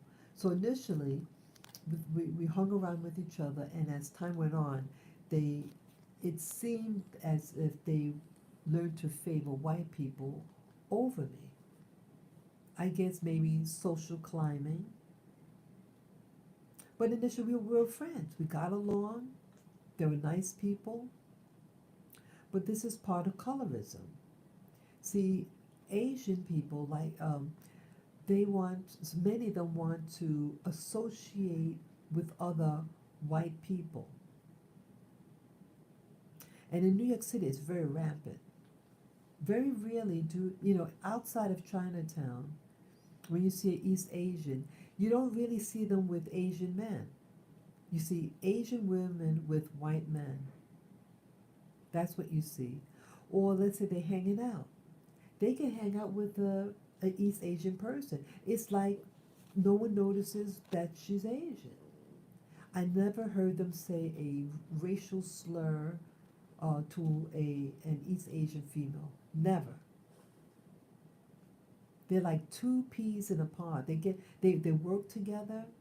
They can have the Asian woman, even on top of, senior to a white American woman. I've been in that. It's really amazing.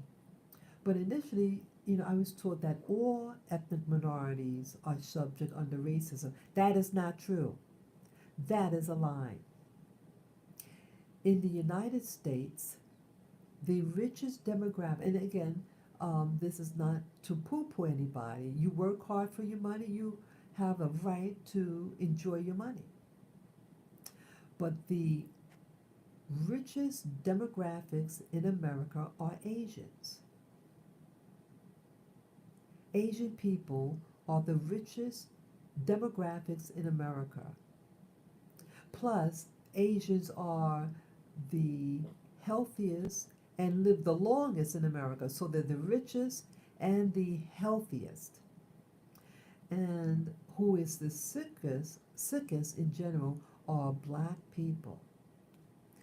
When I was in the nutrition program, I got my master's degree in nutrition. And we had to read the demographics on the type of sicknesses people got, because again, I have to treat them nutritionally in my training in school. And so I learned what the literature said, that the fattest demographics is black people, black women. The sickest is black people in general. And so I felt panicked. I felt I had to save us from dying. But it's weird how things work, you know. It is what it is. And so they're not doing anything. The system knows what's killing us, but they fail to add a remedy. I tell you what, I write off what makes you sick, what can make you sick. Processed food with hydrogenated oils. Stay away from margarine. Stay away from those synthetic sugars. Stay away from it. It's killing us. Smoking is killing us. You're a cigarette smoker. Stay away from it. Stay away from, don't abuse alcohol. That would kill you fast too. Yeah, so the food. Eating food that is processed, filled with hydrogenated oils, junk food. Um, yeah, and drugs will kill you too. Yeah, smoking. It's a killer. And here it seems logical that cigarette smoking is bad for you. But remember that there was a time there was a lawsuit against the tobacco industry, and they had their lawyers to try to convince you that it's nothing wrong. So now they kind of lost the court hearing or something, and so they're required now to put a warning on the label that cigarette smoking may cause uh, cancer. And then they have these blow up dolls of a rat as a deterrent. So they have a blow up doll of a rat saying that rat poison is in the cigarette smoking. But that's it. That do you think someone who's addicted to cigarettes they'll care what's in it? They just want their fix. They just want their fix.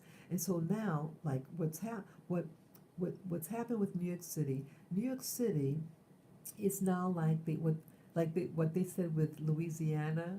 The former mayor of Louisiana, he called it the right after Katrina, he called it the Chocolate City, affectionately. And I laugh at that term, the Chocolate City. Um, New York City is, I wouldn't say chocolate, but maybe almond, maybe a toasted almond and caramel. But yeah, there's a lot of chocolate in New York City. Yes, and so, but you're having, yeah, the vanilla is almost extinct. Very rarely I mean, you see the tourists are coming back. Even the type of tourists that are coming into New York City have changed. You don't really see as many so-called white people, white tourists. You see now light-skinned people from Latin America. Latin America, they're popular now as tourists, the new tourists in Manhattan. And what else? Yeah, so you have a switch and a shift that since now the percentage of so-called white people in New York City is diminishing. I mean, you see them, but you don't see them. You don't see them in the subway. They're virtually extinct in the subway. I very rarely take the subway because it's just nasty. But I had to take it to see a family member. And I looked around and there's no white people. It used to have a lot of white people in the subway. Now the only people that you see in the subway are Hispanics, Asian, and black. You don't see white people in the subways. And so there's a shift in the demographics. Who's going to be the new leaders? So they're getting Asians. I would say like Asians to be now okay, you need a dark skinned person because you have a lot of blacks who need mental health care. So they get the Filipinos, uh, South Asian people to be the new therapists. And they have no connection with black people, even though their skin might be black themselves or dark brown.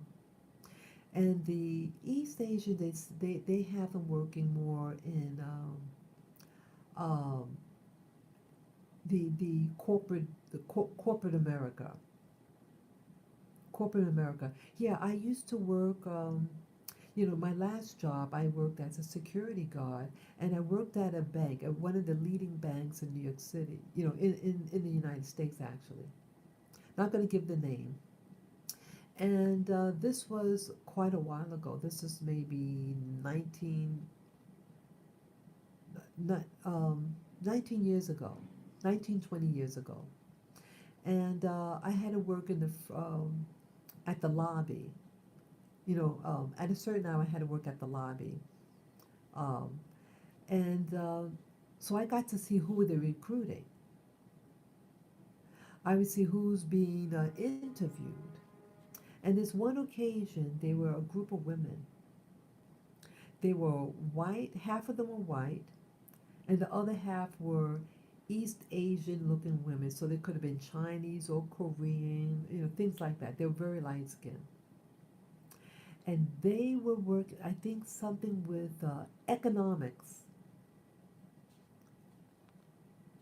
And it's like, wow. And yeah, they were all also dressed virtually identical. They were well groomed and groomed for the position that they were going for. I'm not sure if it was an orientation or something, Um, but yeah, they were all like, this is who they want. Do you think it's by accident that only those type of Asians would get in the program? So all of them had white color skin, and when I had to do my rounds, it's overwhelmingly white. That whole company, you had one black female, um, young, very young, and she was like a, like a support staff. And then you had two black men, one West Indian and one American, and that was it. Yeah, I saw that position. I would have to sit out in the lobby uh, just before they enter the building, the workers, to start their shift. So I saw who they were hiring, who worked for the company, and it's a leading bank. They don't want certain people. The schools are grooming. Like one time, this was at Brooklyn College. I don't know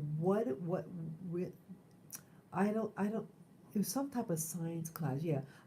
I was leaving for the day. It was like maybe 9 p.m. at night. I was leaving the school, the college, and I was passing a room that was filled with only one ethnic group. My instincts tell me that they could have been from Pakistan or Bangladesh. They're not. I don't think they were from India, but those others, the Pakistan or Bangladesh, they're similar. So it's northern part of the peninsula, and it was conducted in English, so it's not like they didn't know the language. It was some type of science because what was on the blackboard. I didn't know what that was. But I said, how could a class, and it being 100% of one group in that classroom, being educated in some type of high science, but they can't get black people or Hispanics in these. See, it's the reshuffling of the demographics here. Who's going to be in charge of what? That's what's happening, and I think that's what the shifting is all about. See, last year we had the bashing. Remember the Asian bashing, and I think that was done by design to cause the stigma because see they're going to be the new masters of New York City. They're going to be the people who are up front. And no, this is not an anti-Asian speech. I did speak out against the anti-Asian bashing, and I told black people to cut this bad behavior out, stop the violence against Asian people. Oh yes, I was very specific on the demographics who uh, was doing some of the physical violence. Yeah, because I don't want physical violence against anyone, but I am a realist and sharing what is the trend that's happening, because it is happening. Pretending and turning an eye does not make it stop. I want to expose it. And so the what I perceive what's happening based on the trends that I see. Okay, you're gonna have yeah the oh yeah what I was gonna say with the Asians now they created that stigma now, and basically who was doing a lot of the bashing were other people of color, and so now they put a marker on other people, non-Asians of color, And then this rift between them, and then they're going to be the new bosses. These are going to be people that's going to be in, because the country is all technology now, everything high tech. We call the IT people, IT, heavily from people from Asia that work it. And plus, you can pay them less money. That's also why they're recruiting them from these parts of the world. South Asia, in particular, are doing the computer stuff. They're being used primarily for computer. Now, the U.S. is heavily into computers, technologies. Then the other science, working in a laboratory, they want to use the East Asian for that. They're using East Asians for that, and also Eastern Europeans. Eastern Europeans to work in these, um, what do you call it, these laboratories. So they're going to be your doctors. And they recruited them in the veterans office. It's really weird. Like I'm a veteran, and the veterans hospitals, it's like everybody there, all the doctors and trainees are all people from Asia, light and dark, people from Asia or people from Eastern Europe.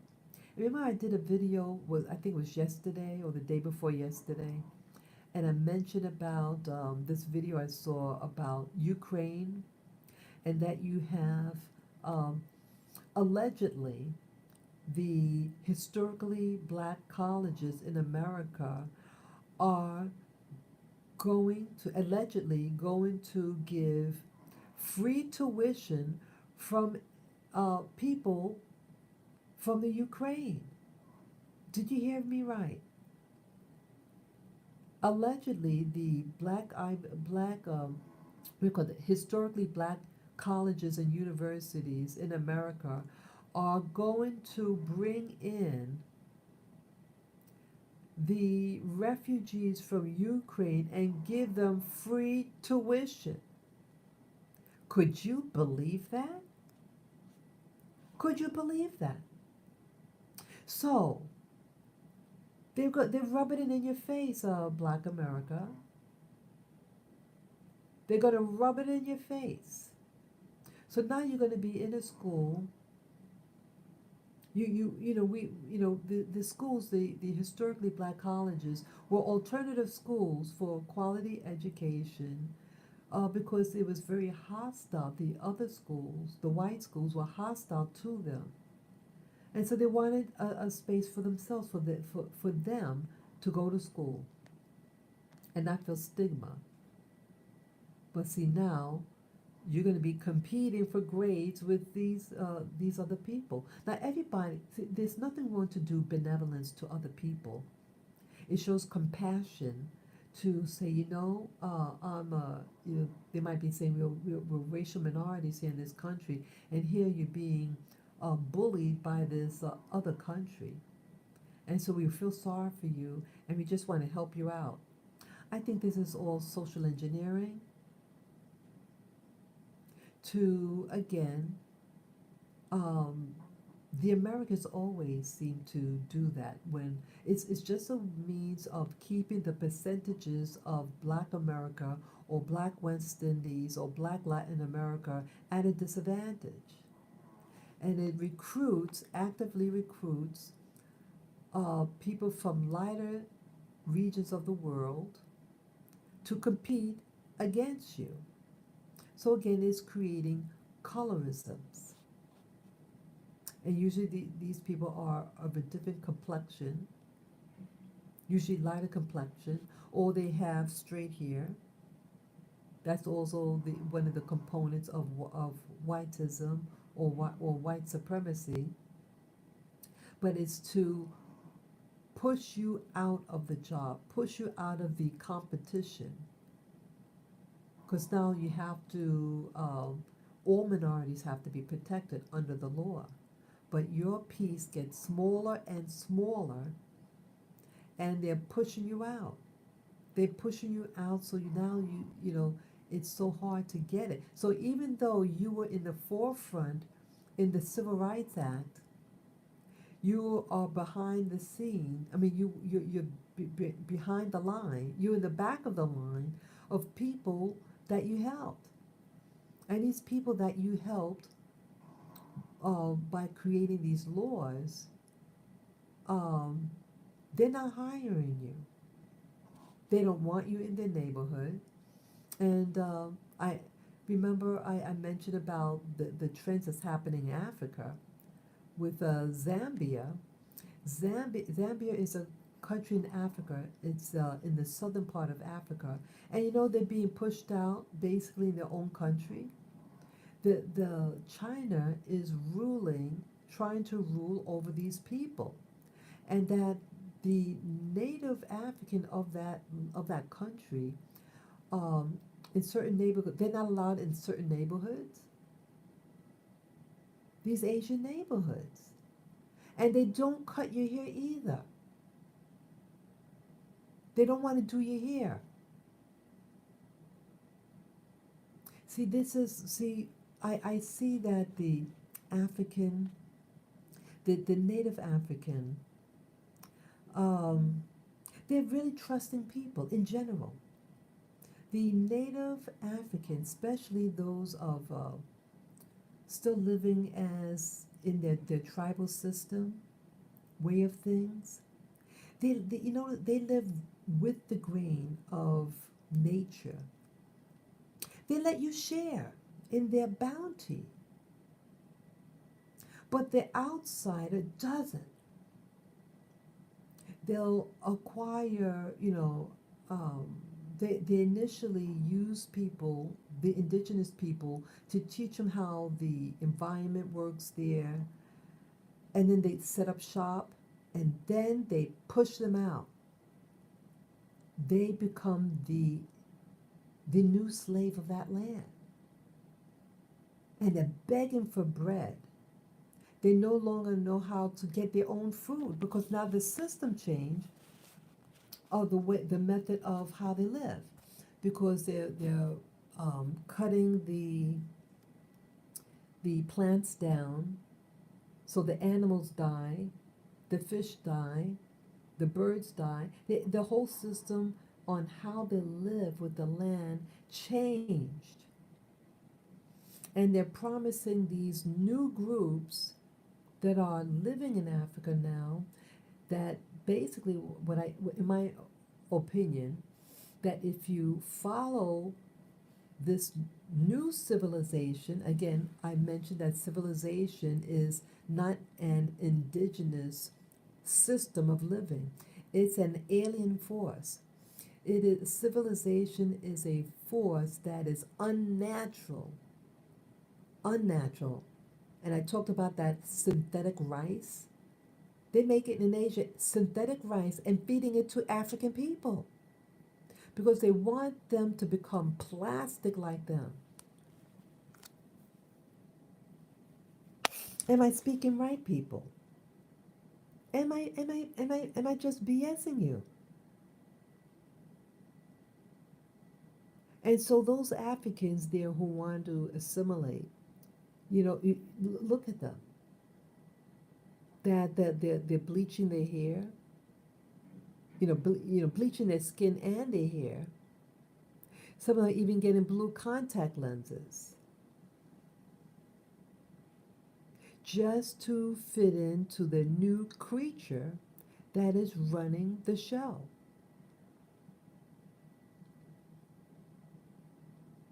And the other groups that are moving in, primarily from Asia, they are working alongside the European and the European diaspora. So two against one. They're trying to remove Africa to change the African's identity, in my opinion. The more that you become more what they call westernized / civilized, the more you'll be destroying your land, your natural land. How could you love yourself if you're destroying your land? How could you really truly love yourself if you're allowing them to destroy your land.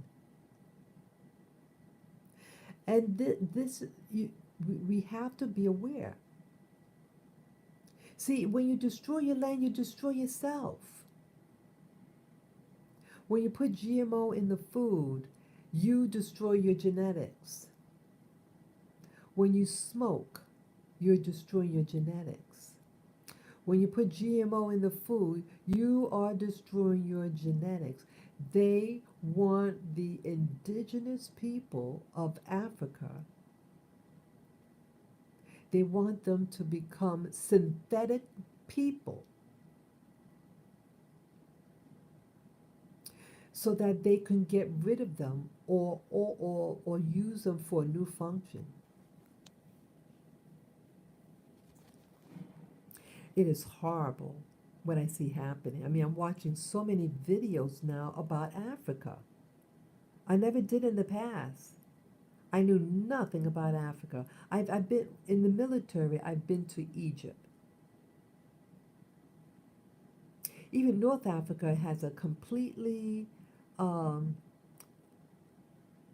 it's, I mean, they're heavily into Islam, they're Islamic states, but the genetics of the people, it's like Latin America. Just think of North Africa like Latin America. They're mixed bloods with an Arab identity, but they're not really Arabs. They're pale enough, but they are not Arabs.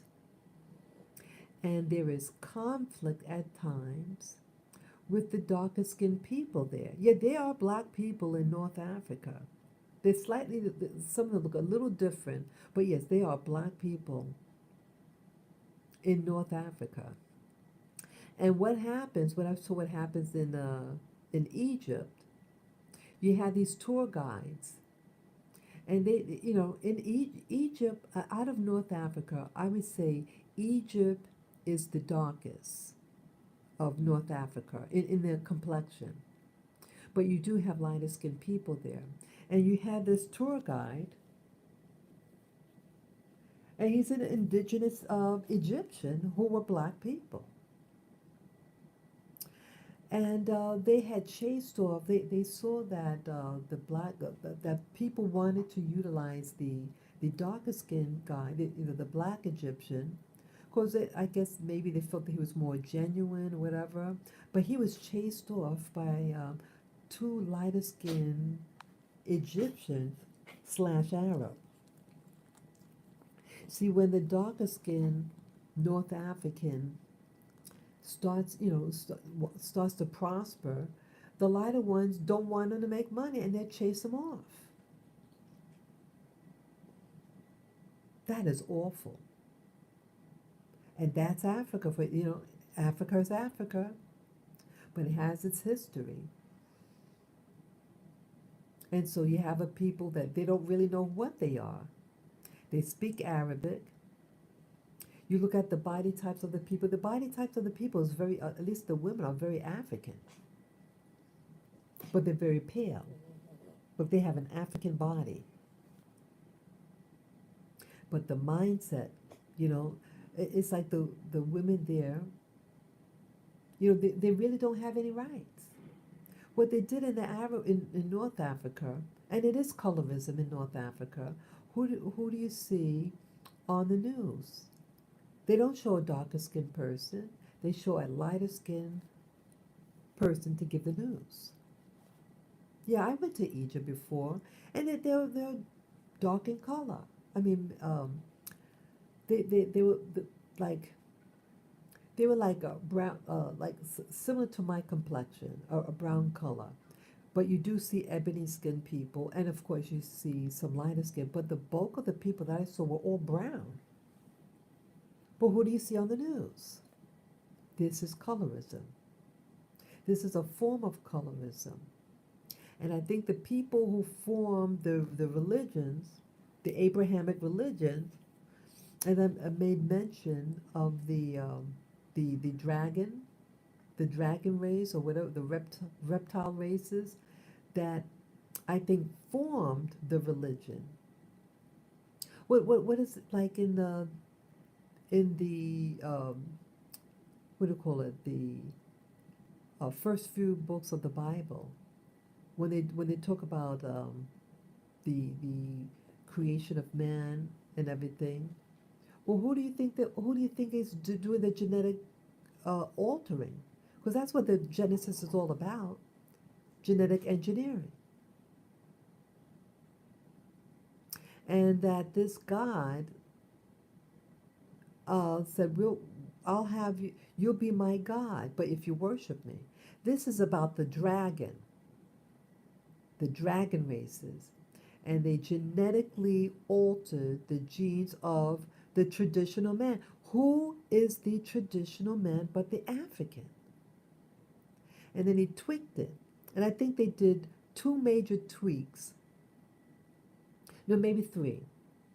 You have the African, and then they created the East Asian.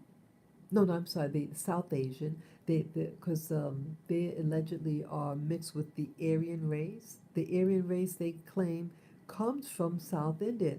Don't you notice the people in India? They can have very, very dark skin, but they're what they call have Caucasian features.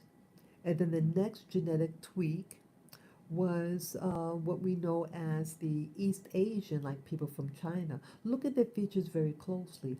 Who do they look like? Just look at them. And then the next tweak is the European.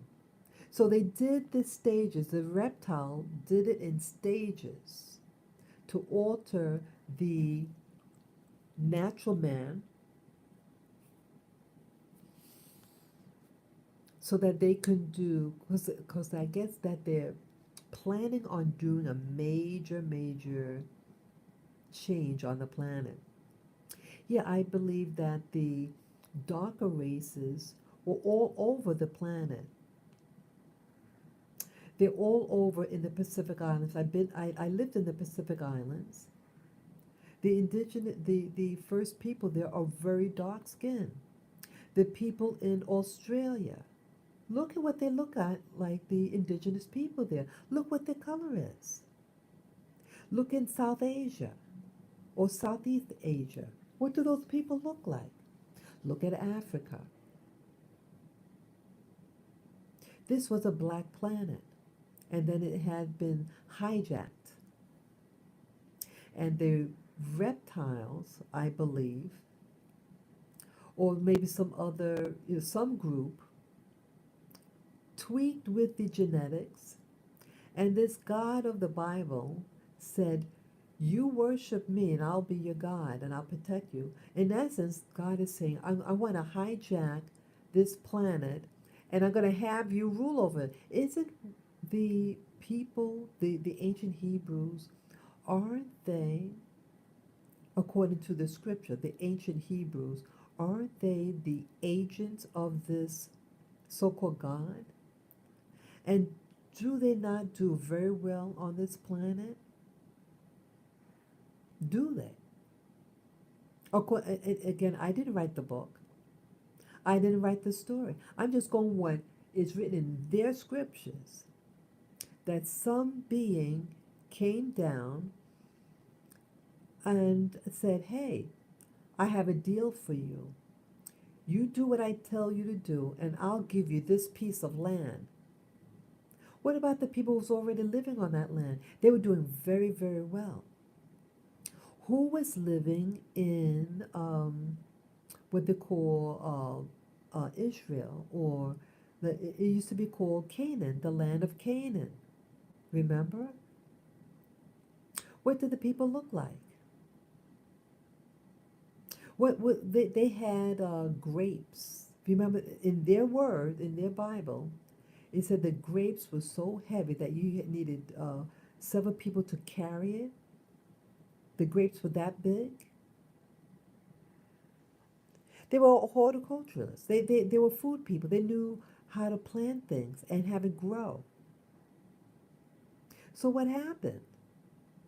Don't you notice now you have people in that part of the world. You ever wonder why they don't like black people in Israel? Who own that piece of land? But indigenous people of the planet. People who were minding their own business, and this God came around and started vilifying the people. They said, oh, well, they're wicked people. Is that the only place we had bad people on the planet? Or is it these reptiles or these aliens from other planets who want to divide and conquer? This whole planet is based on divide and conquer and colorism. And the more you resemble the invader, the brownie points you get. And if you decide to uh, be a natural being, to live according to the natural order of things on this planet, you are vilified and you're called primitive. You are called primitive. But yet, you were healthier, you lived longer. Yeah, there was a war on this planet. There was a war on this planet. I hope you guys could hear me. Yeah, please press a 1 if you can hear me. Just want to make sure that I'm still on. Yeah, look at a map on a globe and notice what Africa looks like. There was a war, and this war attacked the African continent. Thank you, Asa. Thank you.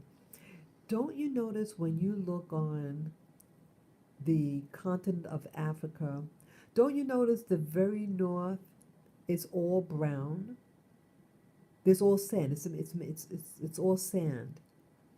And also on the very bottom, also you have a lot of sand. So you have in the center, which is really green. I believe what happened, there was a war a long time ago upon the continent, and they zapped the planet. I believe that they used, because it looks like a band that goes across it. I think it was a laser from some type of laser, and it was released on the north part of Africa and burnt the land. It never recovered, really. It never recovered. I bet if they dig down deep on that sand, they're going to find another civilization, something happened. There was a war or some type of conflict. And it happened. And it was to destabilize. And I think now it's just people are trying to regenerate Africa. Yet Africa has the most biodiversity there on the planet. It is the most biodiverse. And it's really something. See, there's something with the Northern European or Western European that they don't do really that well in the African continent, in the equatorial Africa. You know, there's not that many whites there. They primarily go on the north or in the very south, in South Africa. They don't really go to the equatorial Africa. It's too intense for them. Because, you know, it's not like the United States. See, the United States, it's a temperate zone. It's temperate. It's not all that severe. I mean, yeah, like in Arizona, it gets hot. But before they even knew about Arizona, they were on the West Coast. I mean, the East Coast of North America. It's a cooler climate. So they populated here. You know, the Northern Europeans colonized North America. And then the Spaniards and the Portuguese, where did they colonize? They primarily colonized in the South, Central and South America, right? So it makes sense. People have to habitate where their bodies could acclimate to.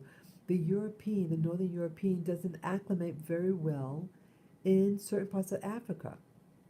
And I think also that Africa is controlled under another domain. Um, it's another system because I think hands are kind of off of Africa, but they want to make deals. I know it sounds crazy, but it makes a lot of sense. See, if white people really wanted, or the European really wanted Africa, they would have it. But their body cannot really handle the intense heat against sunburn.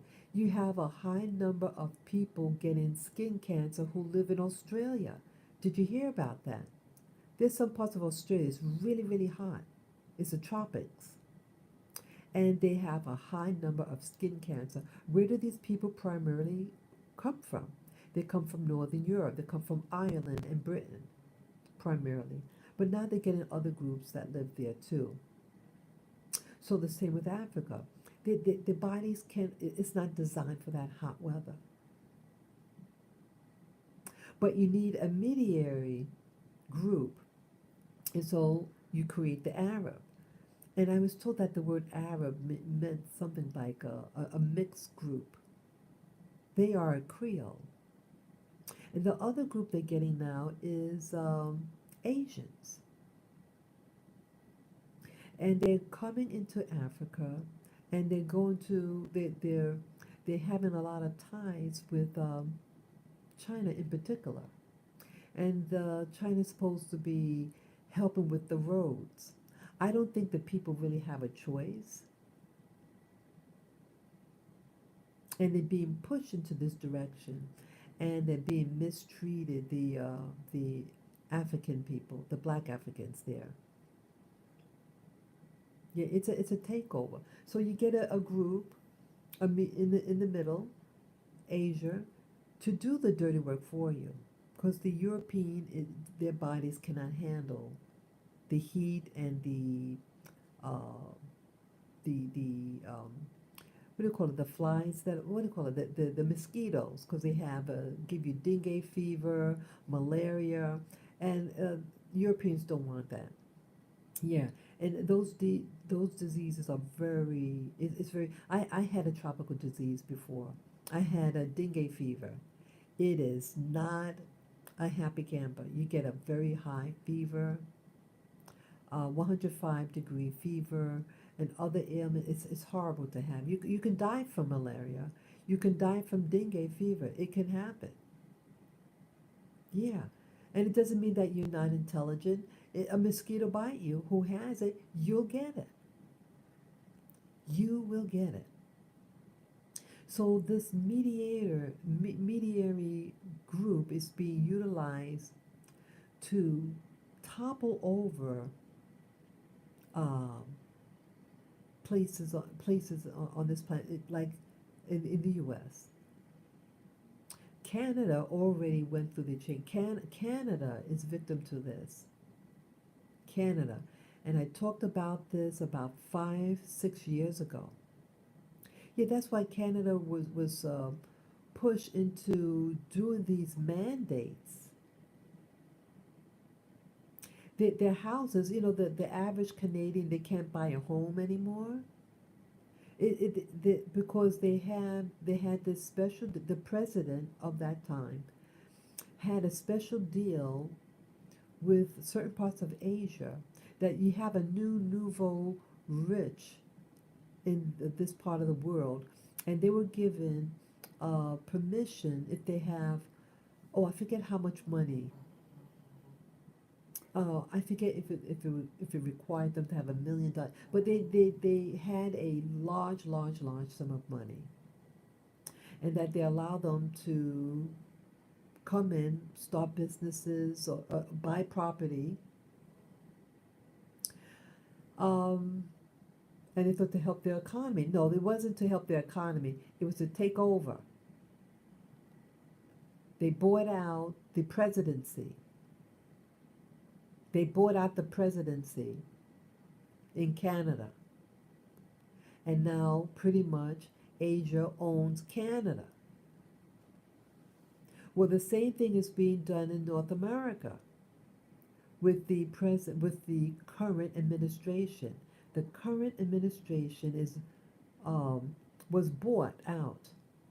Why was it so much into the mandates? It's trying to make the United States look and act like communist China. And again, when I say things about China, I am not uh, going against the average person of China. I'm not talking about the Chinese people or the Chinese race. I am specifically talking about their government. I am talking about the government. I am not talking about the race, the genetics, the phenotypes of the Asian. I'm talking about um, their social purpose within the concept of who's running the planet. And who's running the planet are the those are reptile type beings. And they genetically tweaked the indigenous people on the planet. And so now they're using the people who are mixed to go into these severe environments, the ultra hot climates in Africa, and they're going to take over. It's about a one world government. This whole thing is about creating the one world system. But in order to create a one world, you have to subjugate the people on the planet. You already did it through the initial step, genetically modifying some of its people. Put them into power, put them into governments, and lead them, and then the remaining population to use them as the slave caste, the slave class of people, the workers. And then ultimately you're going to destroy them. Remember again the video that I showed about the who are called the super soldiers? Who were the super soldiers?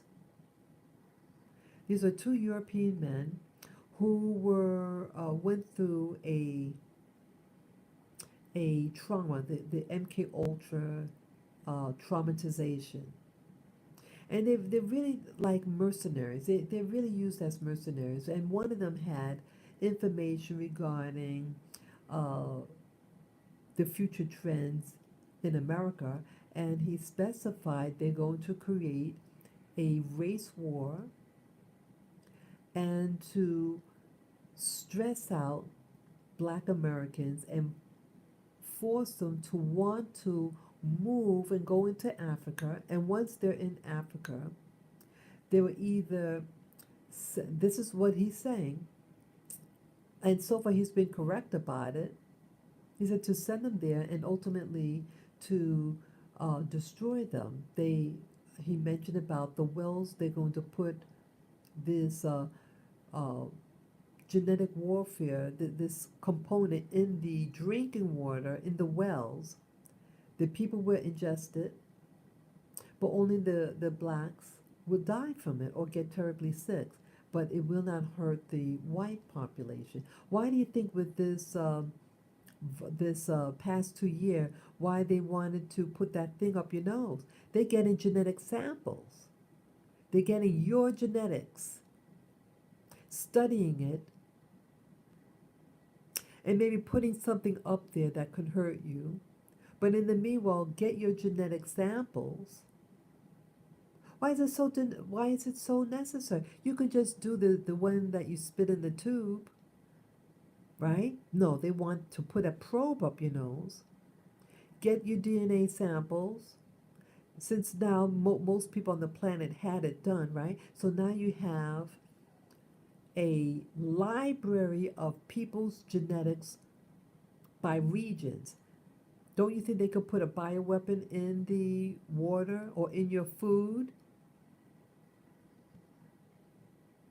Don't you think this is happening? Why is it that everything, it seems like everything has to do with black people? Why? It's so annoying. Now, you have the thing in Buffalo now, that shooting in Buffalo, New York. It's the approaching the anniversary of that person who got killed by that police officer when the police officer put his knee on the person's neck and choked him. Don't you think it's that these things are being done to trigger you? And then what's really new is uh, blacks in Europe.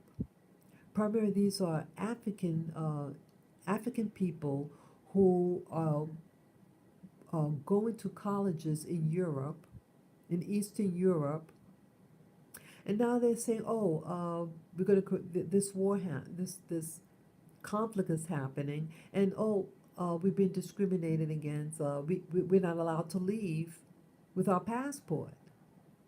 And they said because of their race. I've never heard of anything like this. It's a war going on or a conflict, and you want to flee the country like everybody else, and this is what they're promoting now. They want you to leave your home. I mean, leave. I feel that they want you to leave Europe. They want you to leave all of the Americas and go to Africa. Maybe they want to use your labor there. I don't know. Something is up. Something is up. Just am I just out there, or am I hitting on something? Am I accurate when I'm talking about? Something is being done, and it's being done for a reason. Everything you see in the media is by design. It's to get you stressed out, and they are hoping that it would trigger you to violence. I say, don't do it. Don't do any acts of violence, because their weapons are bigger than yours, and the system will use it against you. Don't don't fall for it. They want you to react. Yes, like one of the Asa had mentioned about the subway the subway shooter, and you don't hear anything about him. You hear nothing about him. What happened? He's a 62-year-old man, and you notice none of the people that he shot died. He shot, what was that, 11 people? Here, the number 11 is an occulted number. It's an occult number. It's not by accident that number of people got shot, but you notice none of them died. But in the Buffalo thing, uh, they said that 13 got shot, but I think but 11 died, something like that. 10 of them are black. Yeah, I think 10 or 11 were black and two were white. Excuse me, two were non-black. Yeah, they did. I'm not sure if they specified if the two victims were white, but at least two of the victims were not black.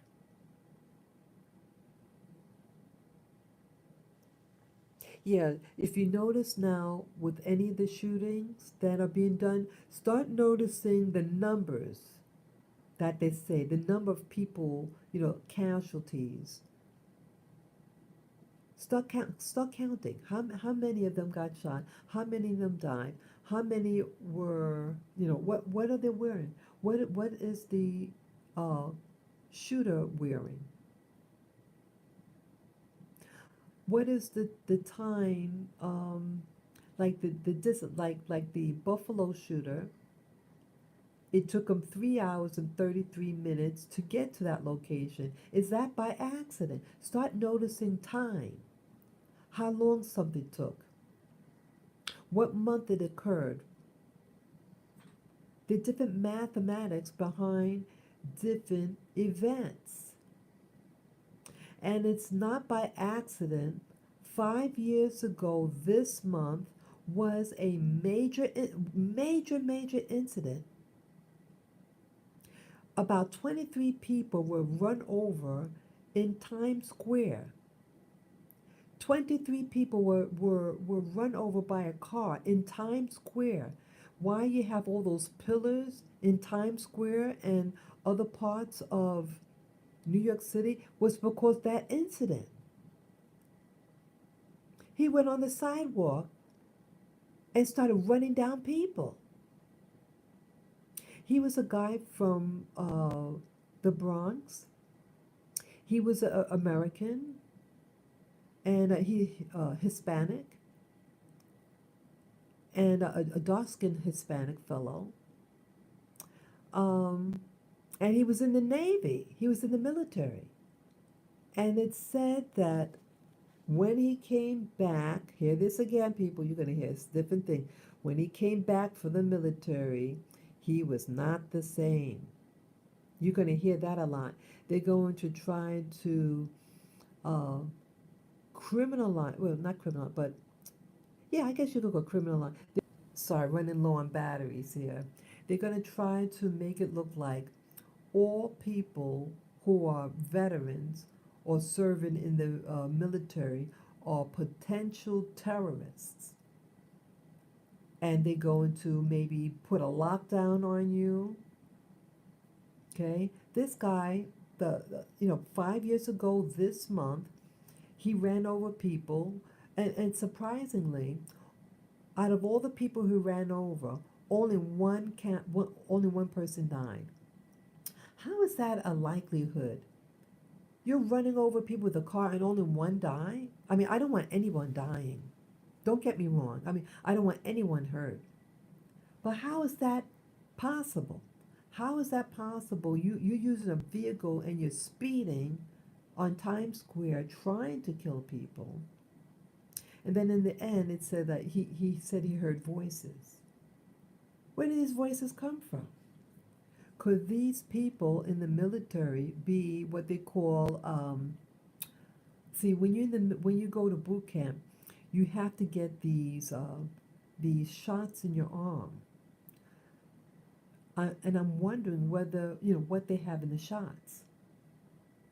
And maybe they decide who they're going to put these things in and then activate them. There's this thing called graphene.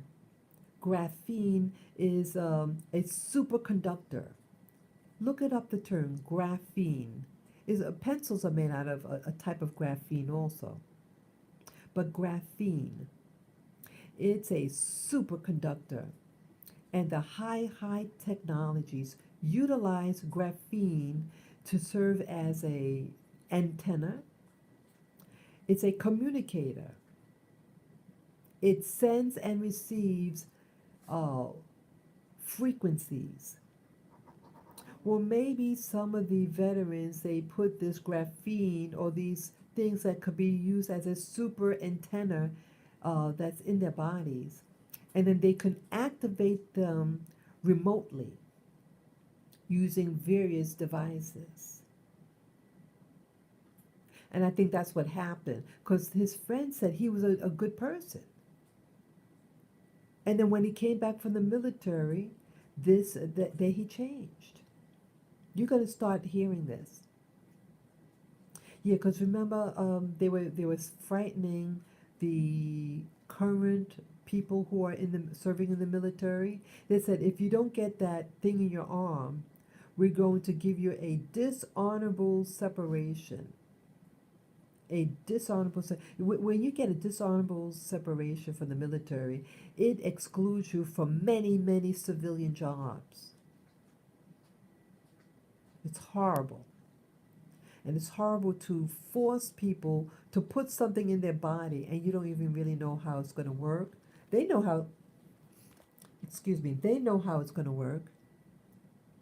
So I have a feeling that they're going to start telling you're going to probably see more and more people who are veterans doing all these weird killings or whatever, things like that, is to give us a bad name and to say, hey, we're going to put you on the terrorist watch list because you are on a high risk group. Okay, let me look at some of the notes here. BZ was a drug that they gave American soldiers. It also says, please watch the movie Jacob's Ladder. It's about MK Ultra and how soldiers were tested on and now live. I'm sorry, not have nightmarish vision. Okay. Thank you. I want to watch it today. Okay, he also says NATO is part of the New World Order. Okay, they salted the land so nothing could grow. Okay, yeah, yeah. See, see, they want us to feel like we're enemies. You have the enemy that's trying to control the whole planet. And through the genetic manipulation, in my opinion, they're using racism and colorism to divide us. But ultimately, we're all are going to be mistreated and destroyed. Yeah, so they make you think that, hey, if I look more like this person or act more like this person, I'm going to be their friend. No, they're not. They're going to remove you too. They're going to also target white people. They're already targeting them.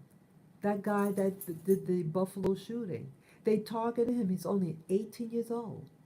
And that guy, Dylan Roof, also a real young person, they also targeted him. This is not by accident. That guy that ran over those people in Times Square, it's not by accident. And again, remember last year that I mentioned, I was assaulted by a crazy white girl. The cop said she was schizophrenic. So they're going to they are activating these people. They can use black, white, yellow, red. Yeah, I even heard, was that 2 days ago, an Asian man, a yellow Asian guy, shot up somebody. I forget, I saw it in the news, on YouTube. Yeah. And it's so unlikely that this would happen. But it's happening now. It's happening. So I guess what I'm trying to say now that, see, I know I might have said some things that made some people uncomfortable. And my motive is not to make you uncomfortable, but to make you aware. Because we all are going to be targeted. And even though they might play up one race over the other, ultimately they're going to destroy all of us. That is their plan. So I say, to pray. If maybe you could do your meditation and to speak healing on the planet. To speak words. See, words are power. And maybe through speaking these some people might call it incantation. Some people might call it spells. Speak words of power upon your life and to protect your community, to protect yourself from these tools of the enemy. Yeah. Learn how your mind thinks. See, they don't want you to know what your true mind is thinking. They can put artificial thoughts in your head and you think it's your own thoughts. Try to get used to what your natural thoughts are. Your natural thoughts aren't ones of violence, but I think this artificial things that they put in your bodies, they attack your mind, they attack your body, and they control you, and they want to create a zombie apocalypse type of existence just to get what they want, and then ultimately we're all going to be destroyed. But speak words of life and love. Try to go out in nature. See, they want you disconnected to nature. There's just a few places on this planet where it's natural. We have natural environments, such as parts of Africa, parts of South America, you know? So they're trying to remove that. They're trying to remove your humanity. and make you accept civilization. And civilization is the creation of an artificial world, artificial ground. Look at these what do you call it? The concrete jungle. Concrete jungle. You think that land could breathe under that cement? It is artificial, and it's not for our humanity's benefit. As that, that you be covered in love, protection.